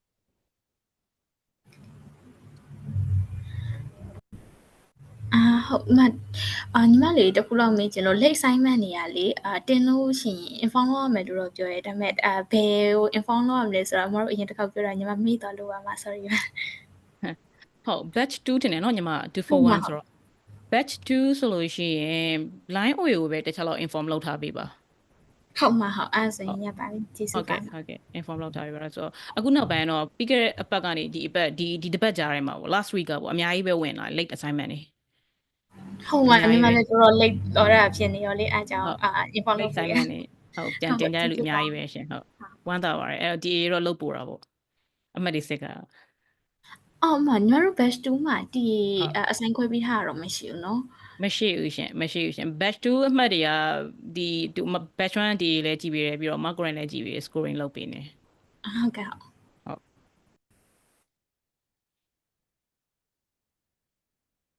question ရှိသေးလားမရှိတော့ဆိုစင်နိုင်လဲထုတ်ပြီးဆိုတော့ခုနပြောလို့okay စီသူဟုတ်ကဲ့ပြောပါဟိုဗာလေ late assignment ဆိုတော့ late assignment ဆိုတော့ဘယ်လို meaning လဲပေါ့အဲ့တော့သိချာနားမလဲလို့ဟုတ် late assignment ဆိုတာက due date ကိုကျော်သွားပြီးတော့ due date ကျော်သွားတဲ့ assignment ပေါ့နော်ကိုအတွက် late ဖြစ်တဲ့အကြောင်းအရာနှစ်ခုရှိရဲ due date cost assess information ရထားတယ်ဒါပေမဲ့ကိုမတင်လိုက်ဖြစ်ဘူးပေါ့နော်အဲ့ဒါဆိုလဲကိုအတွက်က late ပေါ့နောက်ဒါမှမဟုတ်လို့ရှိရင်တချို့ module မှာ batch 2ဆိုလို့ရှိရင် module 2အစကနေမှီရမယ်ဒါပေမဲ့သူတို့ cost assess ရတဲ့ဟာက module 2ပြီးကန်နေကြမှာရလာတယ်အဲ့ချိန်ကျရင်မတို့က encourage လုပ်တယ်သူ့ရဲ့ late ဖြစ်သွားတဲ့ assignment တွေ due date ကျော်သွားတဲ့ assignment တွေကိုပြန်လုပ်ပေးပါဆိုပြီးတော့အဲ့တော့ကိုမတင်ခဲ့ပြတဲ့ assignment တွေပြောတာပါရှင်ဟို due date ဆိုတာအဲ့မှာပါတဲ့ဟာမျိုးလားကျွန်တော်ကြတော့အဲ့လိုပုံမှန်လုပ်ပြီဆိုလို့ရှိရင်အဲ့လို active ကာလအတွင်းတော့လုပ်တယ်အဲ့အားလုံးပြီးတော့မှတခါတည်းစုလုပ်လိုက်တာမျိုးဆိုတော့ဟိုထိတ်ကဟာကြီးကြတော့အဲ့လိုကြော်သွားတာတော့ရှိရဆိုတော့အဲ့လိုမျိုးပြောတာလားပါလားပေါ့ အဲ့တော့ဟိုပေါ့ကိုကအားလုံးပြီးမှဆုလိုက်တယ်ဥပမာ module တစ်ခုအဆုံး module ကုန်ကန်ဒီမှာတော့ဟို assignment တိုင်းမှာ deadline လေးပါတယ်လေ deadline လေးပါအဲ့လိုမျိုးတစ်ခုရှိရဲဆို lesson တိုင်းမှာရှိရဲဆိုတော့အဲ့ deadline နေအဲ့ဆိုရင်တစ်ခုမှ on time တင်ခဲ့ပုံမရအောင် at the end of module မှာပဲတခါလေးအကုန်ပေါင်းပြီးတော့တင်လိုက်တယ်ဆိုတော့အဲ့လိုမျိုးပေါ့နော်ဆိုတော့အဲ့လိုဆိုလို့ရှိရင်လည်းတင်လိုက်တဲ့ submission time ပါနေရပေါ့နော် submission time ပါနေရဆိုရင်တေချာရပေါ့နော် lesson module တစ်ခုမှာ lesson 6ခုရှိခဲ့9ခုရှိရဆိုရှင်မှာနောက် 6/8 lesson ရှိရဆိုရင်နောက်ဆုံး lesson ပဲကိုက on time assignment ဖြစ်လိမ့်မယ်ကျန်တဲ့ဟာတွေက late assignment ဖြစ်ကုန်မှာ automatically ဟုတ်ကဲ့ဟုတ်အဲ့ဒါဆိုရင်ရော report လုပ်ဖို့လိုလားဘယ်လိုဖြစ်လဲ တင်ပြီးသွားပြီပေါ့နော် okay အဲ့ဒါဆိုရင်ဘယ်လိုလုပ်မလဲဆိုတော့ဘယ် module တက်လဲ နော်ကတော့အဲ့1 2 3အကုန်လုံးအဲ့လိုကြီးပဲများတယ် တစ်ချက်တော့အဲ့ဆို report လုပ်လိုက်ကိုတင်လိုက်တဲ့အချိန်မှာပေါ့နော်ဥပမာ module 1အခုမှပြန်ပြီးတော့ late assignment လုပ်လိုက်ပါတယ်ဆိုပြန်တင်ပါဆိုတော့မတို့ကြောက် system တွေကနေ extract လုပ်လိုက်တဲ့ခါကျတော့ deadline ရောက်ပြီးတော့ထပ်ဆောင်သေးတယ်အချိန်တစ်ခုထပ်ဆောင်သေးတယ်ဥပမာ3ပတ်ဆို3ပတ်ပေါ့အဲ့လိုစောင့်ပြီးတော့မှအကုန်လုံးထုတ်ရတယ်အဲ့အချိန်မှာတွင်းထားတဲ့ submit လုပ်ထားတဲ့သူတွေ assignment တွေပဲပါသွားတာပေါ့နော်အဲ့တော့အဲ့ assignment တွေကိုပဲအကုန်လုံး scoring pay marking လုပ်အကုန်လုပ်ပြီးသွားမှတခါ okay ဘယ်သူများ late assignment လုပ်ထားလဲဆိုအဲ့ system ကိုပြန်သွားပြီး late assignment တွေပြန်သွားထုတ်အဲ့တော့အဲ့လိုသွားနေတာဆိုတော့အဲ့ဒါကြောင့် late assignment လုပ်ထားရဲဆိုရှင်တော်တော်မတို့က system တွေကနေ extra မလုပ်လိုက်လို့ရှိရင် assignment မသိလိုက်မှာဆိုလို့ပြန်ပြီး inform လုပ်ခိုင်းတာအဲ့ဒါပါဟုတ်ကျေးဇူးပါဟုတ်ကဲ့အဲ့ဆိုရင်ဒီနေ့ကဒီလောက်ပါပဲရှင်ကျေးဇူးအများကြီးတင်ပါတယ် class next week တိုင်းတွေ့မယ် next week ကြာလို့ရှိရင် external ဘယ်သူလာမလဲတော့မသိဒီနေ့ external လဲဟိုတကယ်ကိုနာမည်ကြီးရဲ့ external လာတာနော် guest ကလေ guest speaker so it's good thank you ပါကျေးဇူးအများကြီးတင်ပါတယ်အားလုံးအဲ့ဆိုရင် have a good night ကျေးဇူးပါ Have a good night night